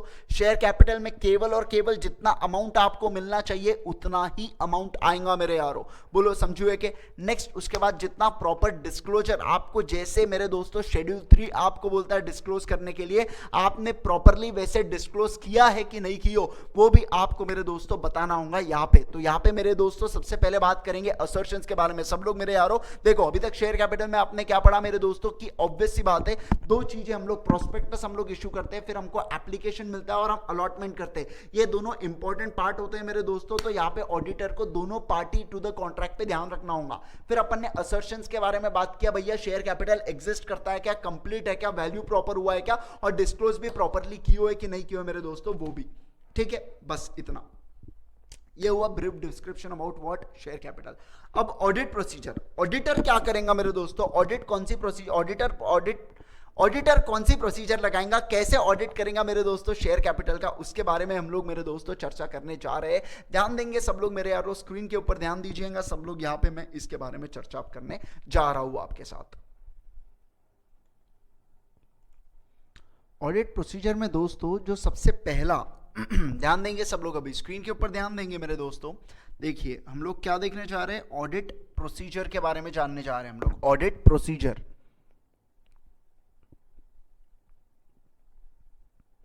ठीक है, ध्यान दीजिए। देखिए देखो, सबसे पहले एक ऑडिटर जाएगा और क्या देखेगा, भैया जो पिछले साल का बैलेंस था और इस साल के बैलेंस है उसमें क्या प्रॉपर वो टैली है कि नहीं है। एग्जांपल अब ऐसे नहीं समझेंगे सर, एग्जांपल देके समझाओ तो हमको समझता है सर, ऐसे नहीं समझता है हमको, है ना। ध्यान दो मेरे दोस्तों, ये हो गया प्रीवियस ईयर और ये हो गया मेरे दोस्तों करंट ईयर। ठीक है, प्रीवियस ईयर में आपका जो शेयर कैपिटल था वो था मेरे दोस्तों 10,000 शेयर्स पे 10 रुपए के रेट से 1 लाख रुपए। ठीक है, इस साल का जो आपका शेयर कैपिटल है, जो भी आपका शेयर कैपिटल, जितने भी शेयर्स है divide into multiplied by numbers, वो आपका आएगा टोटल शेयर कैपिटल मेरे दोस्तों, है ना। टोटल शेयर कैपिटल आएगा। तो आपको क्या करना है, आपको इसको टैली करवाना है। टैली करवाना है मतलब क्या कि भैया देखो पिछले साल के इसमें अपना 10,000 शेयर कैपिटल 10,000 था, इस बार मान लीजिए अपना हो सकता है अपना कुछ भी नहीं हो, या ऐसा भी हो सकता है कि अपने 12,000 शेयर हो करके 10 रुपए के रेट से, तो 1,20,000। तो आपको चेक करना है भैया इस बार, ऑडिटर को चेक करना है भैया इस बार क्या ये जो 20,000 का गैप आया है, क्या ये 20,000 के शेयर्स इशू हुए हैं क्या, ये ऑडिटर को चेक करना है मेरे दोस्तों, है ना। तो हम इस चीज को मेरे दोस्तों, हम इस चीज को क्या बोलेंगे कि सबसे पहला पॉइंट जो आएगा वो क्या आएगा मेरे दोस्तों कि भैया प्रीवियस ईयर के बैलेंस है और जो करंट ईयर का बैलेंस है उसको आपस में टैली करो मेरे दोस्तों। उसको क्या करो, सबसे पहला पॉइंट मेरे दोस्तों टैली करो, उसको टैली करो। आपने देखा होगा बच्चों, आपने बैलेंस शीट बनाए होंगे कंपनी के हिसाब से, तो आपको ये चीज पता होंगी। आपको मेरे दोस्तों ये चीज पता होंगी, कौन सी चीज सर, कि सबसे पहले अपन क्या लिखते हैं, ऑथोराइज कैपिटल, फिर अपन लिखते भैया इशूड कैपिटल, और फिर अपन लिखते हैं पेड अप कैपिटल। एक पूरा सीक्वेंस में जाता है। आपको सेम चीज मेरे दोस्तों टैली करना है अगले साल भी, भैया वो है क्या, और अगर उसमें चेंजेस है तो है, चेंजेस है कि नहीं है, फिर आपको अकॉर्डिंगली उसको टैली करवाना होगा मेरे दोस्तों। अब मेरे यारों इसके बीच में, इसके दरमियान दो चीजें हो सकती है, हो सकता है कि ये चेंज लो, हो सकता है कि इस साल के बैलेंस में करंट ईयर में चेंज हो, या कुछ इस तरह भी हो सकता है कि यहां पे चेंजेस ना हो, चेंज हो और चेंज ना हो मेरे दोस्तों। हो सकता है ना कि हमने नया शेयर कैपिटल इश्यू नहीं किया, मैनेजमेंट को पैसों की जरूरत ही नहीं पड़ी, तो ऐसे सिचुएशन में आप क्या ले लोगे, रिटर्न रिप्रेजेंटेशन ले लोगे मेरे दोस्तों। किससे, मैनेजमेंट से रिटर्न रिप्रेजेंटेशन ले लेना, मैनेजमेंट से नहीं मेरे दोस्तों, एक अपना सीएस से आप लोग रिटर्न रिप्रेजेंटेशन ले लोगे मेरे दोस्तों कि इस बार हमने कोई भी, सीएस से ले लेंगे मतलब क्या, हम लोग रिलाय करेंगे कोई दूसरे पर्सन पे, कोई दूसरे क्वालिफाइड पर्सन पे मेरे दोस्तों, कि भैया आप हमें बताइए। सीएस ही पूरी चीजों को मैनेज करता है कि भैया शेयर कैपिटल इशू करना है तो कितना करना है, क्या करना है, कितनी ड्यूटी पे करना चाहिए, क्या नहीं करना चाहिए, हर चीज सीएस देखता है। तो सीएस से रिटर्न रिप्रेजेंटेशन लिखवा के ले लो भैया कि इस बार कोई भी चेंज नहीं हुआ है करके, तुमको बता दे करके, उससे रिटर्न रिप्रेजेंटेशन ले लो मेरे दोस्तों। और दूसरा, अगर उसमें चेंजेस होते हैं मेरे दोस्तों, अगर उसमें चेंजेस होते हैं तो क्या वो विद इन लिमिट है क्या, तो मेरे दोस्तों क्या वो विद इन लिमिट है क्या, चेंजेस अगर है तो क्या वो विद इन लिमिट है क्या।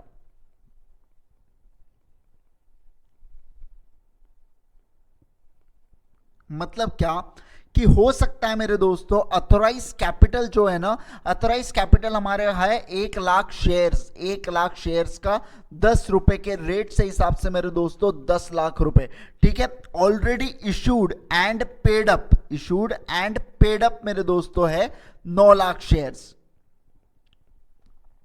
तो हम लोग अब मैक्सिमम इशू कितना कर सकते हैं मेरे बच्चों, मैक्सिमम मोर इशू हम लोग कितना कर सकते हैं, 1 लाख रुपए कर सकते हैं मेरे दोस्तों।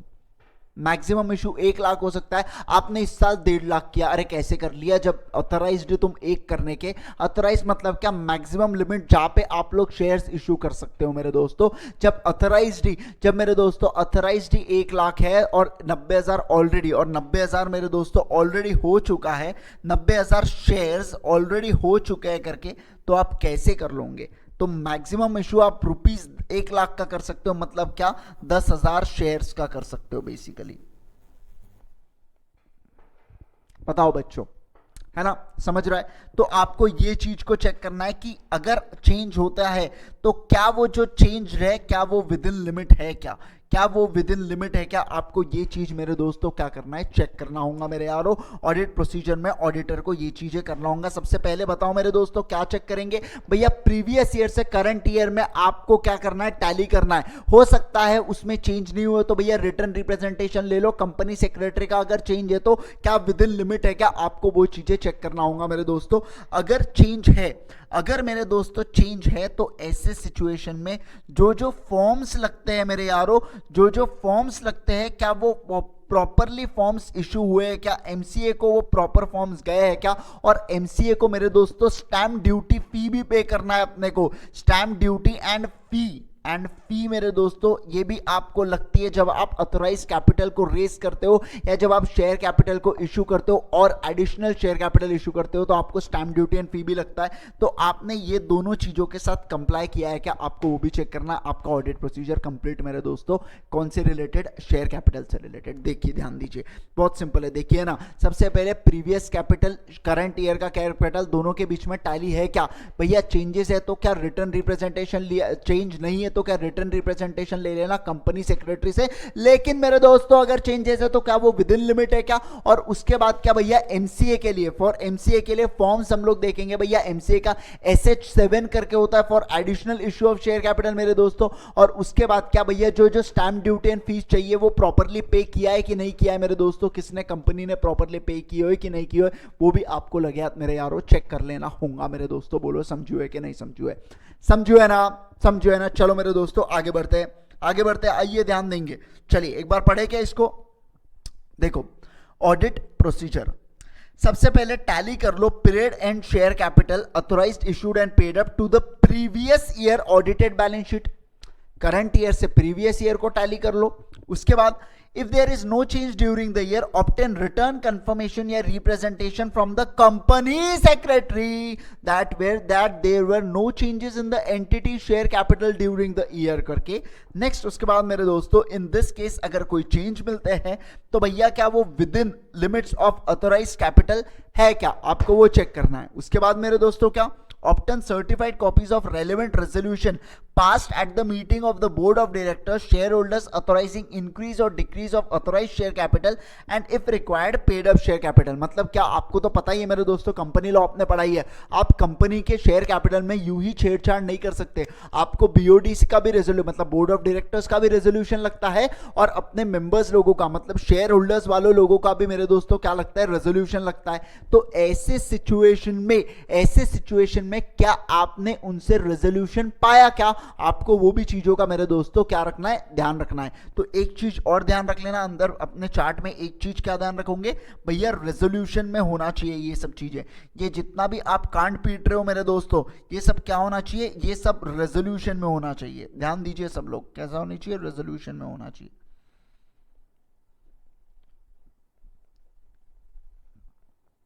ठीक है, बहुत बढ़िया सर, मजा आ गया। चलो नेक्स्ट उसके बाद obtain and verify copies of the forms filed with the ministry of corporate affairs, मतलब एमसीए जैसे SS7 लगता है for increase in share capital, और बाकी जितने भी फॉर्म्स रखता है वो सब चीजें मेरे दोस्तों आपको कंप्लाई करना है, ठीक है। उसके बाद in case there was a increase in a share capital, verify whether the company has accurately calculated required fee and stamp duty payable to MCA करके। increase in share capital के केस में ही होता है दोस्तों, आपको ये ध्यान रखना है। ये कब होता है? increase in capital के इसमें ही होता है, increase in share capital मेरे दोस्तों, ठीक है। इंक्रीज इन शेयर कैपिटल के केस में ही होता है मेरे दोस्तों, सब लोग ध्यान देंगे। ऑडिट प्रोसीजर में क्या करना है भैया? प्रीवियस ईयर से करंट ईयर को टैली कर लेना, अगर चेंज नहीं है तो रिटर्न रिप्रेजेंटेशन ले लेना, किससे? CS से। चेंज है तो क्या विद इन लिमिट है क्या? और दूसरा क्या, फॉर्म्स में आपको SS7 दिख रहा है, दूसरा स्टैम्प ड्यूटी एंड फी। अगर आप इंक्रीज इन शेयर कैपिटल कर रहे हो तो आपने ये रिस्पेक्टिव चीजें MCO को प्रॉपरली किया है कि नहीं किया है मेरे दोस्तों, वो भी चीजें कर लेना है। बोलो बच्चों, समझो है कि ऑडिट प्रोसीजर आपका यहाँ पे कंप्लीट हो जाता है in respect to share capital मेरे दोस्तों। ये with respect to share capital हुआ है मेरे दोस्तों। बोलो बच्चों, समझो है कि? तो समझो है, एक बार देखना चाहूंगे मेरे दोस्तों। ये चार्ट मैं आपको बाद में मौका दूंगा मेरे दोस्तों, नोट्स आप कॉपी कर लीजिएगा, बाद में आपको मौका दूंगा, आराम से टाइम दूंगा, तब लोग कॉपी करना। अभी सिर्फ मेरे साथ पढ़ते रहिए और कहीं पे ध्यान मत दीजिए मेरे दोस्तों, ठीक है। चलिए देख लो, एक बार इस चीज को रीड कर लो, थोड़ा सा फट से रीड करो, लेकिन हाँ फटाफट, 2 मिनट देता हूं आपको, सिर्फ हाईलाइटेड चीज फटाफट पढ़ लो।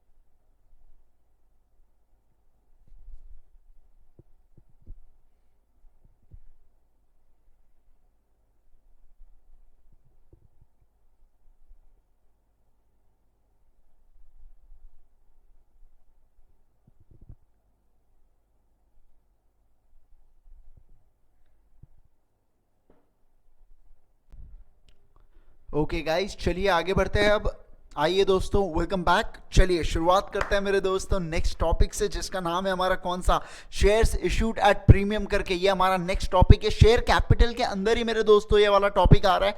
चलिए एक बार चीजें समझते हैं, देन उसके बाद मेरे दोस्तों हम लोग आगे बढ़ेंगे। वैसे आप लोगों ने इसके बारे में अच्छा खासा ज्ञान मेरे दोस्तों आपने प्राप्त कर लिया होगा आपके अकाउंट्स वाले सब्जेक्ट में मेरे दोस्तों। फिर भी मैं देखता हूँ थोड़ा बहुत आपको बताने की, आप तो एक्सपर्ट बन ही चुके हो उसमें। चलिए मैं फिर भी आपको थोड़ा बहुत बताने की कोशिश करता हूँ, ध्यान दीजिए मेरे दोस्तों, ठीक है। चलिए ध्यान दीजिए।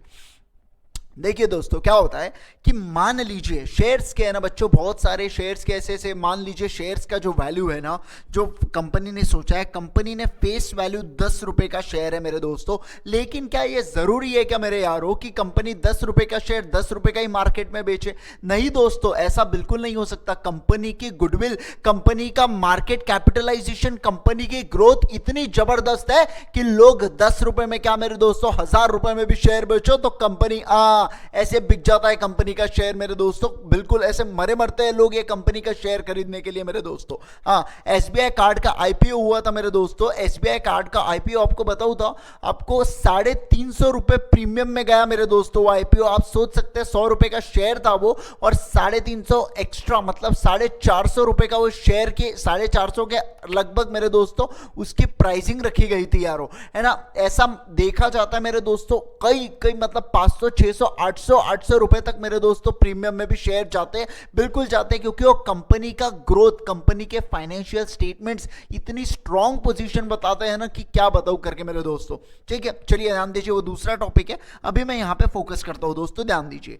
देखिए मैं क्या बोल रहा हूं कि कंपनी मेरे दोस्तों, हो सकता है ये कंपनी का जो शेयर है ना, कंपनी क्या करे अपने इस शेयर को, कंपनी क्या करे मेरे दोस्तों अपने इस शेयर को मेरे दोस्तों, इस ये जो शेयर है कंपनी का, इस पे जो फेस वैल्यू, इसके ऊपर जो वैल्यू लिखी है बच्चों है 10 रुपए।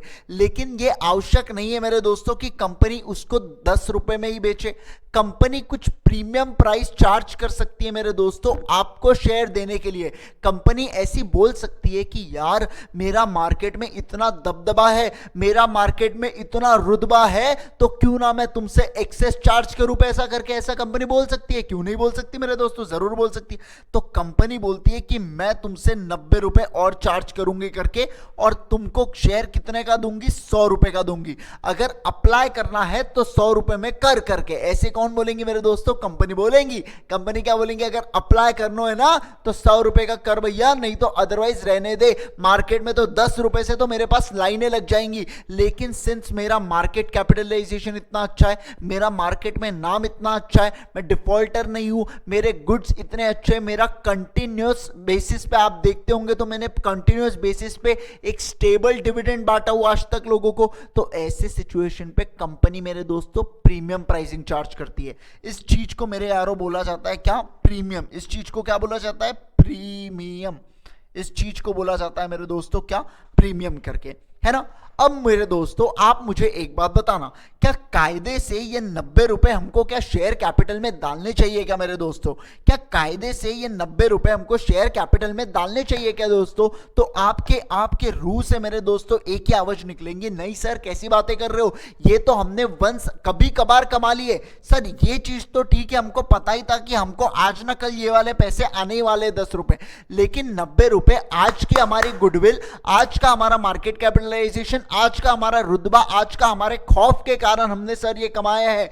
तो ऐसे सिचुएशन में इसको एक सेपरेट अकाउंट में डालो, क्योंकि ये 90 रुपीस अगर शेयर कैपिटल में दिखने लगा तो ये सामने वाले स्टेक होल्डर्स को मिस इंटरप्रेट करना चालू हो जाएगा कि भैया देखो ये कंपनी ने इतना पैसा लिया है करके अपने शेयर कैपिटल से, और आज अगर उनके पास इतने एसेट है तो क्या बात है। हाँ मेरे दोस्तों, ये तो आपने एक्स्ट्रा चार्ज किया है मेरे दोस्तों, ये आपने extra once in a while आपके पास आपकी कुछ ऐसी खास क्वालिटी के कारण, क्या बोल रहा हूं मैं, उस कंपनी के, आपकी मतलब उस कंपनी के कुछ खास क्वालिटी के कारण आपको 90 रुपए मिल रहे हैं मेरे दोस्तों, है ना। तो ऐसे सिचुएशन में हम क्या बोलेंगे, भैया ये 90 रुपीस को आप क्या करो, ये 90 रुपीस को एक सेपरेट अकाउंट में रखो जिसका नाम होगा security premium account, security premium account. और ये मेरे दोस्तों रिजर्व्स एंड सरप्लस का पार्ट बनेगा। ये किसका पार्ट बनेगा मेरे दोस्तों, रिजर्व्स एंड सरप्लस का पार्ट बनेगा, ठीक है, ध्यान रखिएगा, शेयर कैपिटल का पार्ट नहीं आएगा ये, ठीक है। अब ये जो सिक्योरिटी प्रीमियम अकाउंट है ना, अब ऑब्वियस सी बात है, सिंस ये अकाउंट जो है ये कभी वंस इन अ वाइल हो सकती है ना यार ऐसी चीज। आप क्या हर महीने दोस्तों शेयर्स इशू करोगे कि जैसे आप गुड्स बेचते हो तो आप हर महीने शेयर्स इशू करने जा रहे हैं मार्केट में, ऐसा नहीं होता। वंस इन अ वाइल आप लोग प्रीमियम चार्ज करते हो, आपको जितना पैसा चाहिए प्रोजेक्ट के लिए उठा ले, तो आपको प्रीमियम पे चाहिए तो प्रीमियम पे। तो गवर्नमेंट क्या बोलती है, सिंस सेक्शन 52 के हिसाब से मेरे दोस्तों, सेक्शन 52 के हिसाब से गवर्नमेंट आपसे कुछ कहना चाहती है दोस्तों, क्या कि ऐसी जो चीजें हैं वो कभी कभार ही होने वाली है, तो ये अकाउंट में जो पैसा आएगा वो केवल कुछ चीजों के लिए यूज कर सकते हैं। ऐसा उठे सूटे आपने अपने बिजनेस के लिए लगा दिया, ऐसा नहीं चलेगा। ये यहां पे इस अकाउंट में जितना भी आपको क्रेडिट दिख रहा है ना, ये अकाउंट का पैसा आप कुछ रिस्पेक्टिव चीजों पे ही मेरे दोस्तों आप खर्चा कर सकते हो, या इस अकाउंट में जितना भी बैलेंस है आप रिस्पेक्टिव अकाउंट के अगेंस्ट ही सेट ऑफ कर सकते हो मेरे दोस्तों। ऐसा बोलने की कोशिश की गई है यहाँ पे। सर कैसा, मतलब आपको एग्जैक्टली चीजें बताता हूं मैं। देखो, जितना भी सिक्योरिटी प्रीमियम अकाउंट में पैसा होगा ना, वो नीचे दिए जाने वाले चीजों के अंतर्गत ही आप लोग उसको सेट ऑफ कर पाओगे। कौन सी है सर चीजें, देखिए, अगर आपको fully paid up bonus share देना है, अगर आपको फुल्ली पेड बोनस शेयर देना है तो आप उसमें से बेखौफ दे सकते हो मेरे दोस्तों। आप सिक्योरिटी प्रीमियम से एडजस्ट करके मेरे दोस्तों दे सकते हो। सिक्योरिटी प्रीमियम अकाउंट होगा debit, to share capital account हो जाएगा क्रेडिट मेरे दोस्तों, और बोनस इशू हो जाएगा। नेक्स्ट उसके बाद उसके बाद क्या हो जाएगा कि आप राइट ऑफ कर सकते हो मेरे दोस्तों। आप प्रिलिमिनरी एक्सपेंसेस, क्या बोला मैंने, प्रिलिमिनरी एक्सपेंसेस, आप प्रिलिमिनरी एक्सपेंसेस जिसको आपने कैपिटलाइज किया है मेरे दोस्तों शुरुआत में, आप उसको राइट ऑफ भी कर सकते हो सिक्योरिटी प्रीमियम अकाउंट के अगेंस्ट में मेरे दोस्तों। प्रिलिमिनरी एक्सपेंसेस मतलब ऐसे एक्सपेंसेस जो आप लोग कंपनी इनकॉर्पोरेट करने से पहले करते हो, प्रमोटर ये खर्चा करता है मेरे दोस्तों, ठीक है। उसके बाद आप ये खर्चे को मेरे दोस्तों, इस खर्चे को एक और चीज के लिए कर सकते हो। वो क्या है मेरे दोस्तों, जो भी आप कमीशन दोगे या डिस्काउंट दोगे on issue of shares and debenture, commission या डिस्काउंट जो आपने दिया on issue of shares slash debenture, तो आप मेरे दोस्तों उससे सिक्योरिटी प्रीमियम अकाउंट से आप लोग उसको सेट ऑफ कर सकते हो यारो, ठीक है। नेक्स्ट उसके बाद कौन सी चीज के लिए यूटिलाइज किया जा सकता है? ये यूटिलाइज किया जाता है मेरे दोस्तों कब? जब आप रिडीम करते हो, क्या बोला? Redemption of preference share, redemption of preference share जब आप करते हो एट प्रीमियम। ध्यान रखना मेरे दोस्तों, एट प्रीमियम होगा केवल तभी तब आप इसमें से प्रयोग कर सकते हो। अगर आप फेस वैल्यू दे रहे हो उसको, आपने 100 रुपए का मेरे यारो प्रेफरेंस शेयर लिया था और आप उसको 100 रुपए दे रहे हो और उसके ऊपर का डिविडेंड दे रहे हो, आप उसमें से सेट ऑफ नहीं कर सकते। लेकिन आप उसको 120 दे रहे हो और फिर डिविडेंड दे रहे हो, तो ये जो 20 रुपए होगा ये जरूर मेरे दोस्तों आप लोग इसमें से सेट ऑफ कर सकते हो कि नहीं कर सकते हो? ये सर हम वो 20 रुपए जरूर कर सकते हैं। नेक्स्ट उसके बाद मेरे दोस्तों for purchase of own shares, मतलब आपने क्या किया? बायबैक किया मेरे दोस्तों। आपने जब बायबैक किया तो आप लोग उसके लिए भी मेरे यारों क्या कर सकते हो? उसका प्रयोग कर सकते हो, लेकिन ये बायबैक एज पर सेक्शन 68 होना चाहिए। उसमें वो रूल्स ऑफ बायबैक दिए कि इतना परसेंटेज, 25%, ये वो ऐसी चीजें, बहुत सारे रूल्स एंड कंडीशंस दिए, उसको विथ रिस्पेक्ट उसको ध्यान में मद्देनजर रखते हुए तभी आप लोग इससे मेरे यारों क्या कर सकते हो? सेट ऑफ कर सकते हो मेरे दोस्तों। बोलो समझे हुए के थे लोगों ने? बताओ ना समझे हुए के? समझो है ना?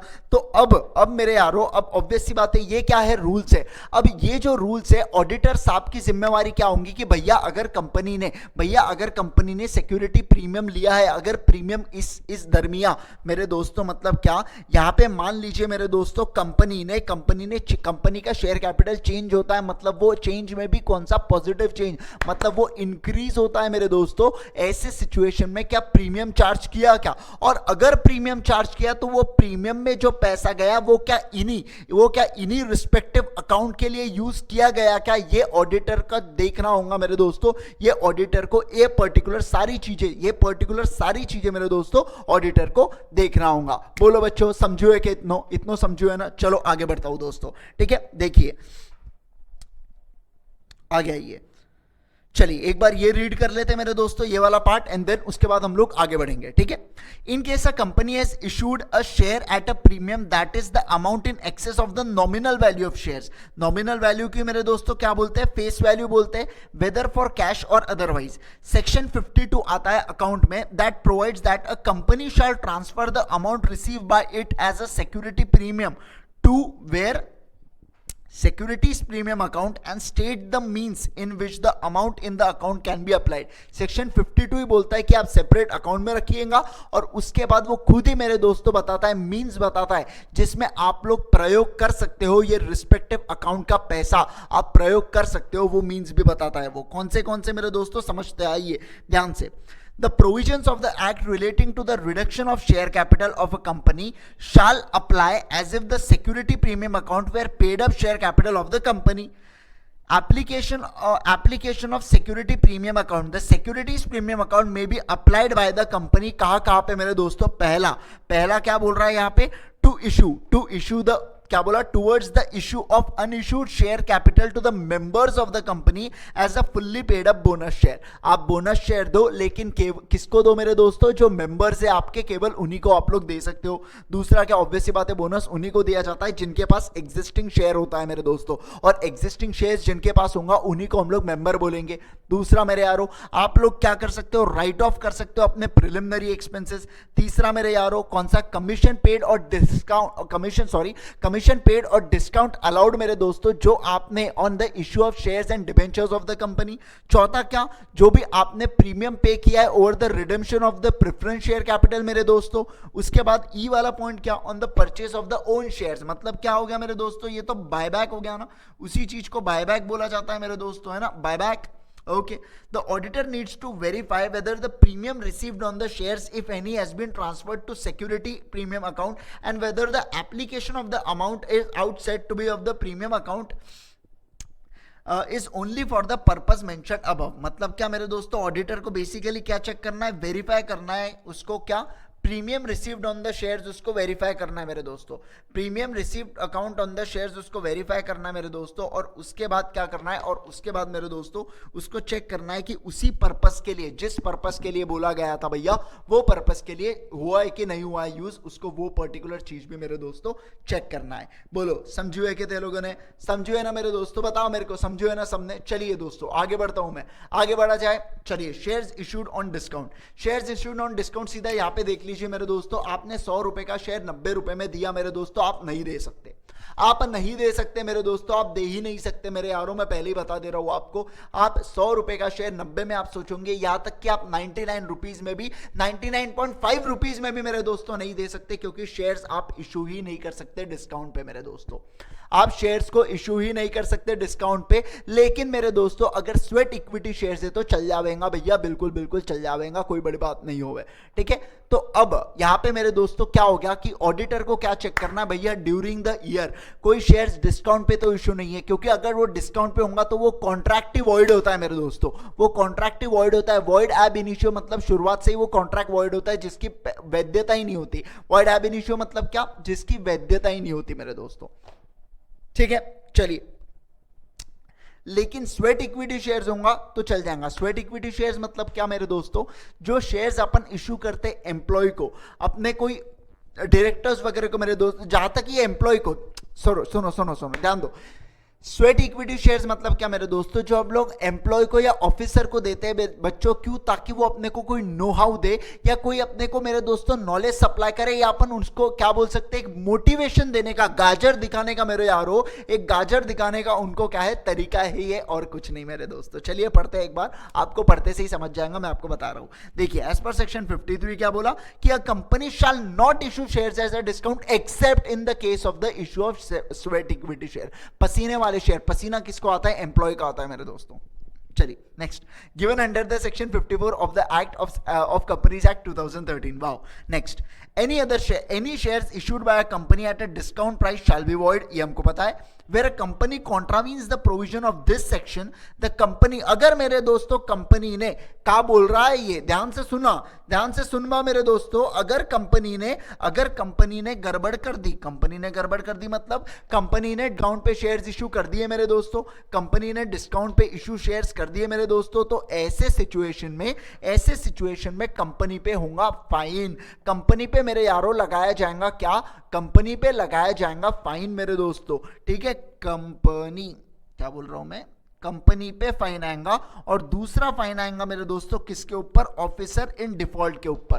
फिर से रिपीट कर रहा हूं, ध्यान से सुनो मेरे दोस्तों, फिर से रिपीट कर रहा हूं, ध्यान से सुनो। पहला फाइन आएगा के ऊपर, कंपनी के ऊपर मेरे दोस्तों, और दूसरा फाइन किसके ऊपर आएगा, दूसरा फाइन आएगा ऑफिसर इन डिफॉल्ट के ऊपर मेरे दोस्तों, दूसरा फाइन आएगा, ठीक है। पहला फाइन कंपनी के ऊपर, दूसरा फाइन ऑफिसर इन डिफॉल्ट के ऊपर। कंपनी के ऊपर कितना, कंपनी के ऊपर आएगा भैया 1 लाख से लेके 5 लाख तक। क्या बोला मैंने, कंपनी के ऊपर आएगा 1 लाख से लेके 5 लाख तक। और लेकिन ऑफिसर इन डिफॉल्ट की बात करें मेरे दोस्तों, ऑफिसर इन डिफॉल्ट की बात करें मेरे दोस्तों, तो इनके ऊपर आएगा, इनके ऊपर आएगा मेरे दोस्तों, इनके ऊपर क्या आएगा, 1 मिनट रुक जाइए जरा।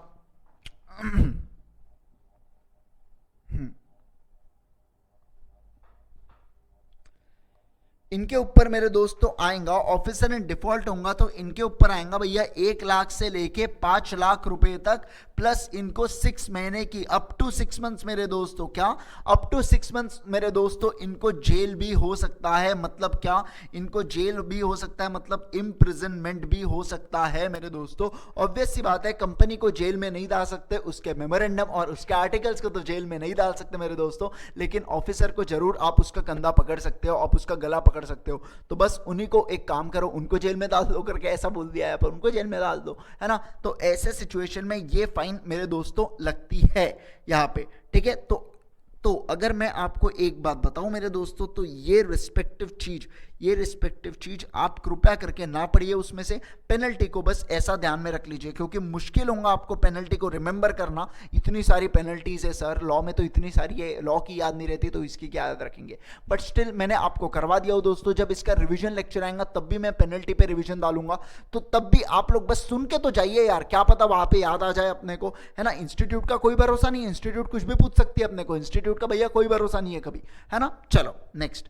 अब यहाँ पे ऑडिटर क्या करेगा, auditor needs to check the movement of share capital during the year and wherever there is any issue he should verify that company has not issued any shares on the discount by reading the minutes of the meeting of directors, क्योंकि minutes of the meeting of directors में ही सारे decision लिए जाते हैं कि कितना share capital issue करना है, काय पे इशू करना है, किसको इशू करना है, हर चीजें मेरे दोस्तों मिनट्स में हो जाती है, ठीक है। And share holders authorised issue of share capital and the issue price करके मेरे दोस्तों वो सब चीजें कौन चेक करेगा, ऑडिटर चेक करेगा मेरे दोस्तों। बोलो समझो है क्या थे लोगों ने, समझो है ना पूरा पूरा। बस चलिए मेरे दोस्तों एक बार रिवाइज कर ले कि अपन ने अभी तक क्या पढ़ा। अपन ने सर अपन बैलेंस शीट कैप्शंस में सबसे पहला बैलेंस शीट के अपन हेड्स देखना चालू किए थे। अपन ने लायबिलिटी साइड में पहला उठाया था शेयर कैपिटल। शेयर कैपिटल में सर एक बात समझा कि प्रोस्पेक्टस दोगे तो आपको शेयर मिलेंगे, आपको आप शेयर अप्लाई करोगे उसके बाद अलॉटमेंट होगा, ये दोनों चीजों को ऑडिटर को भूलना नहीं है करके। उसके बाद सर असर्शंस पे अपन ने ध्यान दिया था, ईसीवीडी मतलब क्या भैया, यहाँ पे एग्जिस्टेंस, वैल्यूएशन, कंप्लीटनेस एंड आखिरी में डिस्क्लोजर्स के ऊपर अच्छा खासा ध्यान दो। फिर ऑडिट प्रोसीजर में मेरे दोस्तों प्रीवियस ईयर करंट ईयर को आपको टैली करना है, हो सकता है नो चेंज, नो चेंज है तो सीएस की साइन, सीएस से रिटर्न रिप्रेजेंटेशन ले लेना। लेकिन अगर चेंज है मेरे दोस्तों तो ऑडिटर को ध्यान रखना होगा भैया, अगर चेंज है यहाँ पे तो ऑडिटर को ध्यान देखना होगा वो लिमिट्स में है क्या, अथोराइज कैपिटल में अपने लिमिट में रहे, उसको ऑडिटर को ऐसा बोलना पड़ेगा उसको। उसके बाद उसको मेरे दोस्तों चेक करना पड़ेगा कि क्या रिजोल्यूशन अप्रोप्रिएट पास हुआ है क्या। उसके बाद फॉर्म से रिलेटेड दो चीजें आएंगी भैया, SH11 भी आ जाएगा और नीचे कोई फीस मेरे दोस्तों ऑब्वियस सी बात है, एमसीए फुकट में तो कोई चीजें नहीं करेंगी, इनको पैसा लगता है मेरे यारो, पैसा लगता है इसलिए तो ये सब चीजें कर रहे हैं ना भैया। वो पैसा कमाएंगे कहां से, जब कंपनी ऐसी कुछ हरकतें करेंगी तो वो पैसा कमाएंगे, तो उनको पैसा लगेगा मेरे दोस्तों। उसके बाद shares issued at a premium की अगर मैं बात करूं मतलब एक एक्स्ट्रा अमाउंट, वो एक्स्ट्रा अमाउंट आप केवल 5 चीजों के लिए यूटिलाइज कर सकते हो भैया। पहला क्या, bonus share, fully bonus share जो आप इशू करो, प्रिलिमिनरी एक्सपेंसेस दूसरा, तीसरा क्या जो आप कमीशन है डिस्काउंट मेरे दोस्तों होगा, चौथा क्या premium payable on redemption of preferences, और आखिरी मेरे दोस्तों जब आप बायबैक करोगे शेयर्स को तब। डिस्काउंट पे वैसे तो कंपनी दे नहीं सकती, लेकिन अगर कंपनी दे सकती है कब, जब वो स्वेट इक्विटी हो। लेकिन यहां पे अगर कंपनी डिफॉल्ट कर दे और इश्यू कर दे एट डिस्काउंट पे मेरे दोस्तों अदर देन स्वेट इक्विटी को, तो यहां पे company will liable to fine from 1 lakh to 5 lakh, और दूसरा ऑफिसर इन डिफॉल्ट को 6 महीने की सजा हो सकती है, और साथ ही साथ 1 लाख से 5 लाख तक की फाइन होंगी मेरे दोस्तों। ऑडिटर चेक कैसे करेगा, वेरीफाई करेगा थ्रू मिनट से कि क्या डिसीजन लिए गए थे और कौन ऑफिसर इन डिफॉल्ट था मेरे दोस्तों, और बाकी ऑथराइज कैपिटल और बाकी चीजें भी चेक करेगा। ये अभी तक का मेरे दोस्तों क्या था, रिवीजन था पूरा पूरा। बोलो बच्चों समझो है क्या, समझो है ना। चलिए नेक्स्ट आगे बढ़ते हैं मेरे यारों। Issue of sweat equity shares, issue of दोस्तों स्वेट इक्विटी शेयर्स आ रहा है, और उसके बाद रिडक्शन इन कैपिटल, और आपका ये किस्सा खत्म हो जाता है मेरे दोस्तों, ठीक है। चलिए ध्यान देंगे। अभी जो ऊपर अपन ने पढ़ा था ना, शेयर्स एट डिस्काउंट सिर्फ एक ही जगह हो सकता है, स्वेट इक्विटी शेयर्स, मतलब क्या 100 रुपए का शेयर्स 90 रुपए में हम लोग इशू कर सकते हैं, लेकिन किसको, केवल स्वेट इक्विटी शेयर्स के इशू के माध्यम से। तो अब जरूरी होता है स्वेट इक्विटी शेयर्स को पढ़ना मेरे यारो, है ना। जरूरी होगा कि नहीं होगा, अरे पढ़ते हैं ना, बोलो मजा आ रहे हो क्या, मजा आ रही हो है ना मेरे दोस्तों। एक बार आप लोग पढ़ लो रे इसको, आप लोग पढ़ लोगे तो आपको और अच्छे से समझ में आ जाएगा। पढ़ लो एक बार इसको, फटाफट घूर लो, पढ़ो।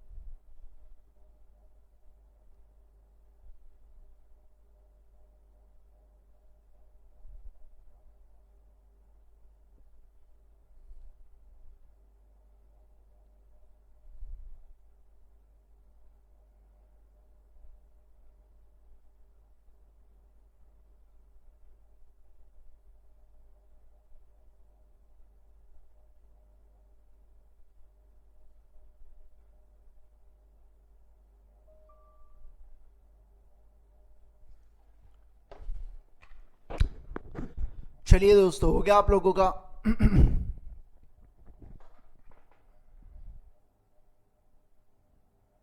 आइए चले क्या, आगे बढ़े क्या?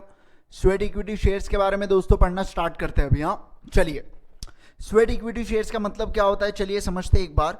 According to section 54 of the companies act 2013, the employees may be compensated in the form of sweat equity shares. Employees को आप लोग मेरे दोस्तों क्या दे सकते हो? स्वेट इक्विटी शेयर्स भी दे सकते हो। इसके बारे में आप लोगों ने अकाउंटिंग एंट्रीज मेरे दोस्तों, शायद आपके ग्रुप 2 के अकाउंट्स का पहला या दूसरा चैप्टर ये, जिसमें आप लोग स्वेट इक्विटी शेयर्स के बारे में अच्छी खासी जानकारी लेते हो मेरे दोस्तों, ठीक है। स्वेट इक्विटी शेयर्स के एक बार डेफिनेशन पढ़ते हैं। Sweat equity shares means equity shares. कौन? अब भैया नाम में लिखा है इक्विटी, उसका नामकरण ही अगर इक्विटी में हुआ तो पार्ट ऑफ इक्विटी शेयर ही रहेगा। Issued by the company to the employees और डायरेक्टर्स। एम्प्लॉइज या डायरेक्टर्स को मेरे दोस्तों इशू करती है कंपनी, ठीक है, ध्यान दीजिएगा।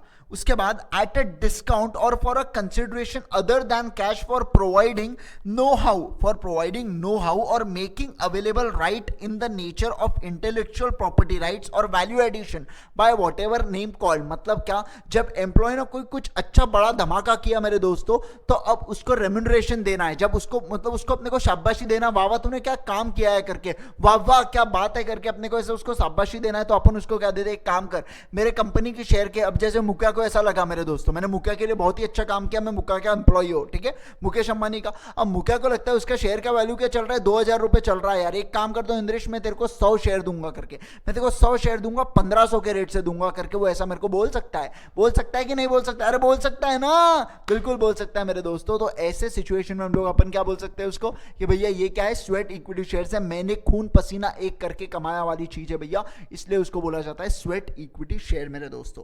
चलो next, the auditor needs to verify that the sweat equity shares issued by the company are of a class of the shares already issued।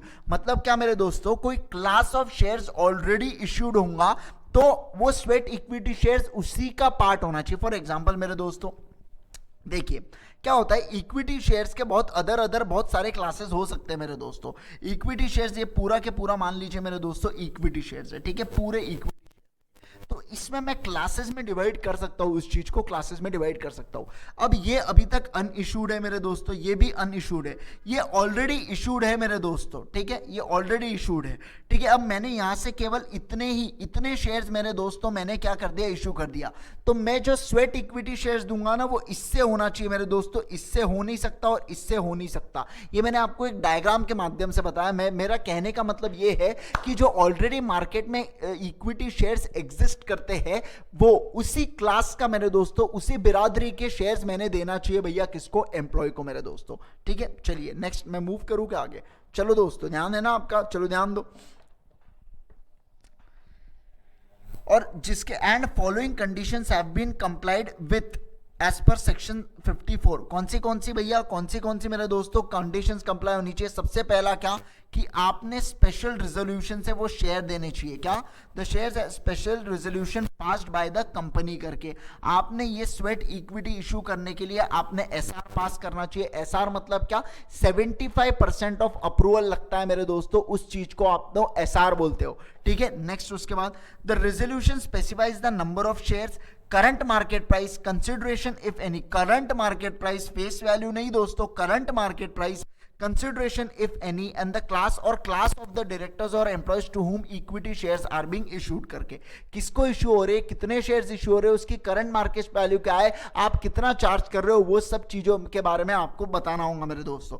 उसके बाद क्या, कि कंपनी को चालू हुए कम से कम 1 साल हो जाना चाहिए मेरे दोस्तों। ऐसा नहीं पिछले जुलाई में हमने चालू किया और ये मार्च में हम लोग स्वेट इक्विटी शेयर्स दे रहे हैं क्योंकि परफॉर्मेंस अच्छा हो गया। कम से कम 1 साल मेरे दोस्तों बीत जाना चाहिए कंपनी को शुरू हुए, तो उसके बाद ही हम लोग क्या कर सकते हैं, स्वेट इक्विटी शेयर्स दे सकते हैं। 3 कंडीशन बताइए मुझे, पहला क्या, एसआर पास होना चाहिए, दूसरा क्या, सब चीजें बताओ कि कौन से शेयर्स है, कितने शेयर्स है, क्या प्राइस है, किसको दे रहे हो, हर चीज बताओ मेरे दोस्तों। फिर क्या बताया मैंने, कम से कम बिजनेस को चालू हुए 1 साल चीजें हो जाना चाहिए।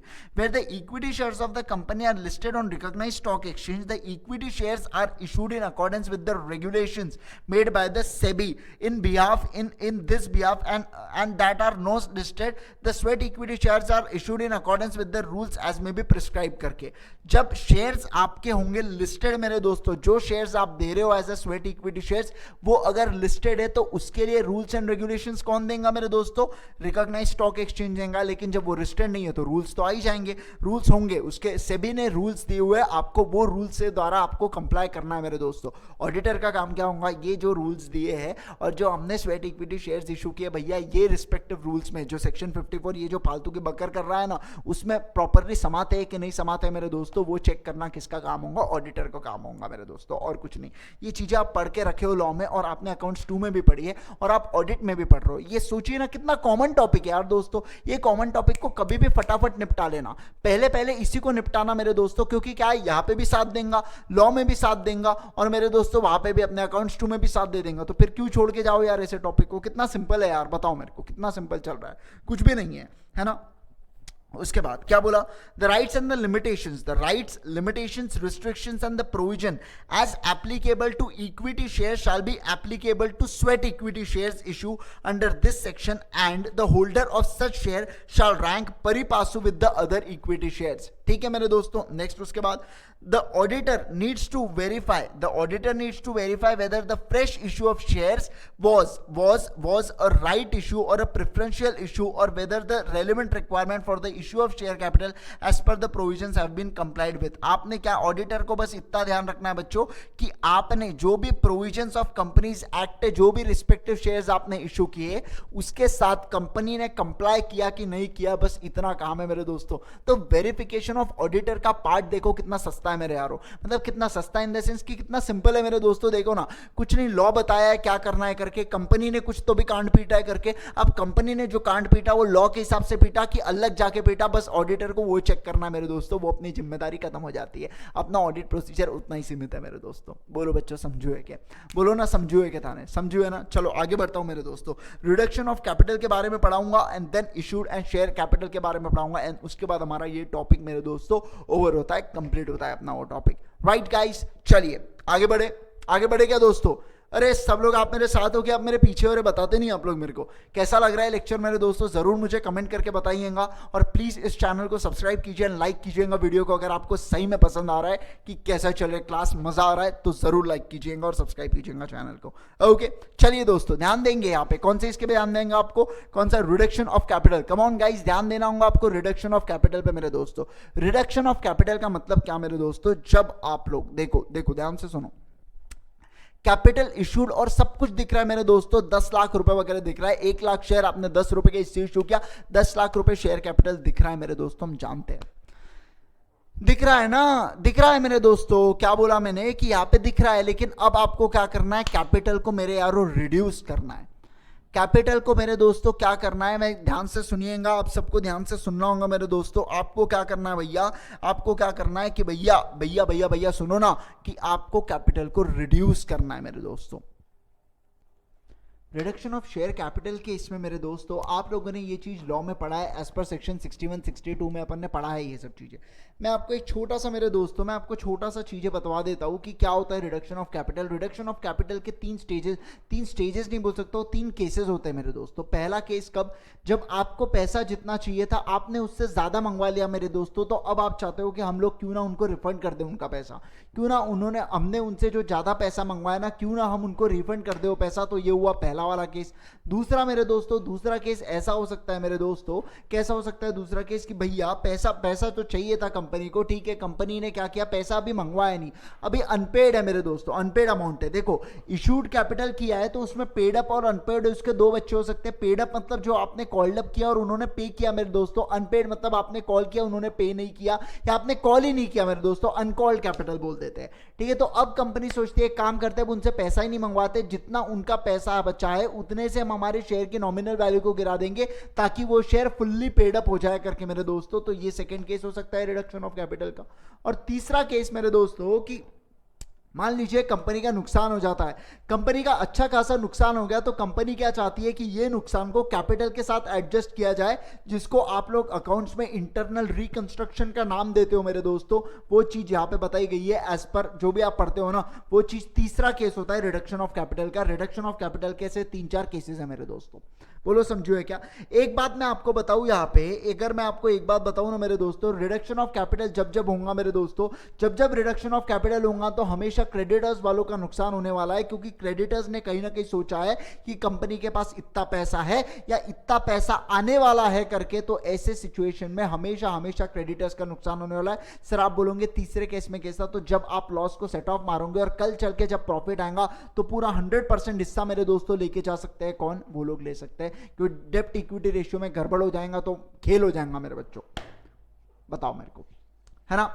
तो ऐसे सिचुएशन में मेरे दोस्तों ये 3-4 केसेस होते हैं जहां पे रिडक्शन ऑफ कैपिटल हो सकता है मेरे दोस्तों। तो ऑडिटर का क्या काम है रिडक्शन ऑफ कैपिटल हो, तो ऑडिटर को भैया चेक करना है सबसे पहले कि देखो रिडक्शन ऑफ कैपिटल में क्रेडिटर्स इन्वॉल्व होने वाले, तो ये बात तो पक्की हो गई भैया, स्पेशल रेजोल्यूशन लगने वाला है। मतलब क्या हम लोग सबसे पूछने वाला भैया करे कि नहीं करे, करे कि नहीं करे, करे कि नहीं करे करके स्पेशल रेजोल्यूशन तो पक्को लगने वाला है मेरे दोस्तों। दूसरा क्या, आपको ट्रिब्यूनल से भी परमिशन पक्का पक्का लगने वाली है मेरे दोस्तों। तीसरा आपके एओए में भी ये चीज होनी चाहिए, अगर एओए में नहीं है मेरे दोस्तों तो सबसे पहले अल्टर करना पड़ेगा आपको आर्टिकल्स ऑफ एसोसिएशन, और उसके बाद मेरे दोस्तों आप लोग रिडक्शन इन कैपिटल कर पाओगे, अदरवाइज आप रिडक्शन इन कैपिटल नहीं कर पाओगे मेरे दोस्तों। आप जितना रिडक्शन इन कैपिटल करोगे मेरे दोस्तों, आपने देखा होगा इंटरनल रिकंस्ट्रक्शन में अपने असेट्स भी रिवैल्यू होते हैं, अपना कैपिटल भी रिवैल्यू होता है मेरे दोस्तों। आपने ये चीज देखा है मेरे यारो, है ना। तो बस वो चीज में आपको यहाँ पे देखना होगा, आपको असेट्स को भी अकॉर्डिंगली रिवैल्यू मेरे दोस्तों करना होगा। जो नया कैपिटल होगा मेरे दोस्तों, शेयर कैपिटल एंड रिड्यूस्ड करके वो अमाउंट नाम एंड रिड्यूस्ड करके आपको वो नाम के आगे मेरे दोस्तों लिखना होगा इक्विटी शेयर ₹10 एंड रिड्यूस्ड करके, ऐसा मेरे दोस्तों आपको उसको लिखना होगा मेरे दोस्तों। और आपको अकॉर्डिंगली एमओए वगैरह में भी वो चीज के बारे में चर्चा करनी होगी मेरे दोस्तों। बस इतनी सी बात है और कुछ भी नहीं मेरे दोस्तों। चलिए एक बार पढ़ लेता हूं, आपको पढ़वा देता हूं मेरे दोस्तों क्या क्या है। सबसे पहले भैया आपको क्या करना है, स्पेशल रिजोल्यूशन का ध्यान रखना है। दूसरा आर्टिकल्स ऑफ एसोसिएशन से वेरीफाई कराना है। तीसरा ट्रिब्यूनल से मेरे दोस्तों परमिशन लेना है मेरे यारों। बताओ 3 चीजें एकदम जमी है क्या? पूरा वही है ना। फिर क्या मेरे दोस्तों, रजिस्ट्रार, अब जब आप ट्रिब्यूनल से परमिशन लेने जाओगे ना तो रजिस्ट्रार आपको क्या करेंगे मेरे दोस्तों, रजिस्ट्रार आपको परमिशन देंगे मेरे दोस्तों किस चीज का, कि आप रिडक्शन इन कैपिटल कर सकते हो करके, वो आपको परमिशन देंगे मेरे दोस्तों। उसके बाद क्या, आपको अकाउंटिंग एंट्रीज को वाउच करना है अकॉर्डिंगली, और रीवैल्यूएशन ऑफ असेट्स प्रॉपरली हुए कि नहीं हुए मेरे दोस्तों, वो चीज का भी आपको ध्यान में रखना होगा। उसके बाद मेरे दोस्तों आपको adjustment made in the members account, मतलब शेयर कैपिटल अकाउंट मेरे दोस्तों, उसमें आपने अकॉर्डिंगली प्रॉपर एडजस्टमेंट की है कि नहीं की है, आपको वो भी चीजें देखना होगा। और आखिरी में एंड रिड्यूस्ड वर्ड्स आपने उसको लिखे कि नहीं लिखे मेरे दोस्तों, ट्रिब्यूनल कहता है तो आप ट्रिब्यूनल से स्पेशल परमिशन लेके वो वर्ड्स हटवा भी सकते हो मेरे दोस्तों, क्योंकि कल चल के आप कहीं लोन लेने जाओगे और वो देखेगा कि आपका रिड्यूस्ड ये है इक्विटी शेयर कैपिटल, तो हो सकता है वो थोड़ा झिझक जाए आपको लोन देने से मेरे दोस्तों। नेक्स्ट आखिरी में आपको वेरीफाई करना मेमोरेंडम ऑफ एसोसिएशन मेरे दोस्तों, सूटेबली उसको प्रॉपरली अमेंड हुए कि नहीं हुए, आपको वो भी चीजें मेरे दोस्तों देख लेना होगा। एंड देन उसके बाद आपके किस्से खत्म हो जाता है ऑडिटर के। बहुत ही सिंपल है, ध्यान रखो ना। देखो सबसे पहले एओए चेक कर लो भैया, एओए चेक कर लो स्पेशल रिजोल्यूशन पास हुआ है क्या, ट्रिब्यूनल से परमिशन है क्या, अगर हाँ है तो उससे सर्टिफिकेट ले लो अकॉर्डिंगली। फिर अकाउंटिंग एंट्रीज चेक कर लो भैया, रिवैल्यूएशन ऑफ एसेट्स प्रॉपर किया है क्या वो देख लो, एडजस्टमेंट जो मेंबर्स अकाउंट में आपने किया है वो भी रिस्पेक्टिव देख लो मेरे दोस्तों, एंड रिड्यूस वर्ड आपने लिखा कि नहीं लिखा वो देख लो। और आखिरी में क्या, एमओए में आपने वेरीफाई किया है कि नहीं किया है मेरे दोस्तों, वो भी चीजें चेक कर लो। और उसके बाद क्या, देखो, ensure the following disclosure requirements in schedule 3 part 1 to the companies act have been complied with। issued and share capital में आप लोग क्या देखोगे भैया, ओपनिंग बैलेंस देखो, चेंजेस देखो, और वो चेंजेस के बाद जो क्लोजिंग बैलेंस बचता है वो वाली चीजें मेरे दोस्तों देख लो। ओपनिंग बैलेंस देखो, चेंजेस देखो, और जो क्लोजिंग है मेरे दोस्तों वो देख लो। उसके बाद for each class of capital के लिए आप देखोगे भैया क्या राइट्स अटैच्ड है, उसके प्रेफरेंसेस क्या है, रिस्ट्रिक्शन क्या है। रिस्ट्रिक्शन 2 चीजों पे हो सकता है, डिविडेंड पे हो सकता है, रीपेमेंट ऑफ कैपिटल पे हो सकता है मेरे दोस्तों। आपको ये चीज पता है, प्रेफरेंस शेयर होल्डर्स को पहले डिविडेंड जाता है, यहां तक कि रीपेमेंट ऑफ कैपिटल होते वक्त भी उनको पहले रीपेमेंट मिलता है, तो आपको वो सब चीजें भी एक बार चेक कर लेना है मेरे दोस्तों। उसके बाद का share held in the company by the following entity, share held in a company by following entities, मतलब क्या, ये हमारी कंपनी है तो हमारे कंपनी के अंदर दूसरे एंटिटी कौन सी शेयर होल्ड कर सकती है, तो होल्डिंग कर सकती है, अल्टीमेट होल्डिंग कर सकती है मेरे दोस्तों, इसको अल्टीमेट होल्डिंग बोलेंगे अपन। ये होल्डिंग होंगी, ये अल्टीमेट होल्डिंग होंगी जब ये 51% से ज्यादा अपने अंदर होल्ड करती है मेरे दोस्तों, तब की बात कर रहा हूं मैं यहाँ पे। फिर सब्सिडरीज ऑफ होल्डिंग कंपनी, कोई दूसरी सब्सिडरीज होंगी मेरे दोस्तों, कोई दूसरी सब्सिडरीज होंगी होल्डिंग कंपनी का, वो भी हमारे अंदर होल्ड कर सकती है, एसोसिएट भी हो सकती है होल्डिंग कंपनी का। Subsidiaries of ultimate holding company and associates of ultimate holding company, वो भी हमारे अंदर इन्वेस्टमेंट कर सकती है मेरे दोस्तों। अपने को चेक करना होगा भैया, क्या चेक करना होगा कि shares held in the company, भैया कंपनी के अंदर जिन्होंने किन किन लोगों ने शेयर्स हेल्ड किया है करके, ये चीजें अपने को चेक करना होगा मेरे दोस्तों। बोलो ना, समझा है ना, समझा है। चलो मेरे दोस्तों आगे बढ़ता हूं मैं अभी। उसके बाद क्या, shares held in the company by each shareholders including holding more than 5% of the shares, specifying the number of shares held disclosure to be made for period of 5 years immediately preceding the balance sheet date।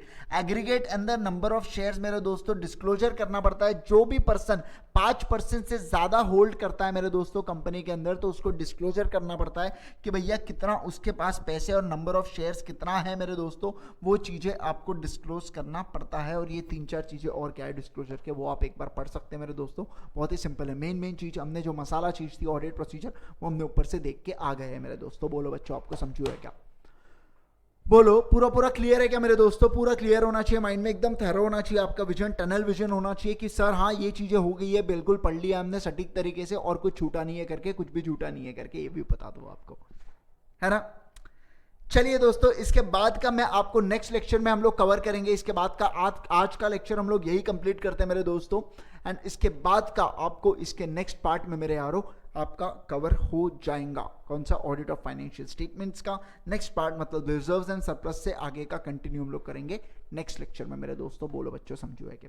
और मुझे यारों जरूर बताना comment में आपको कैसा लग रहा है लेक्चर्स, और आपको पसंद आए तो लाइक करना, और इस चैनल को भी मेरे दोस्तों सब्सक्राइब करना।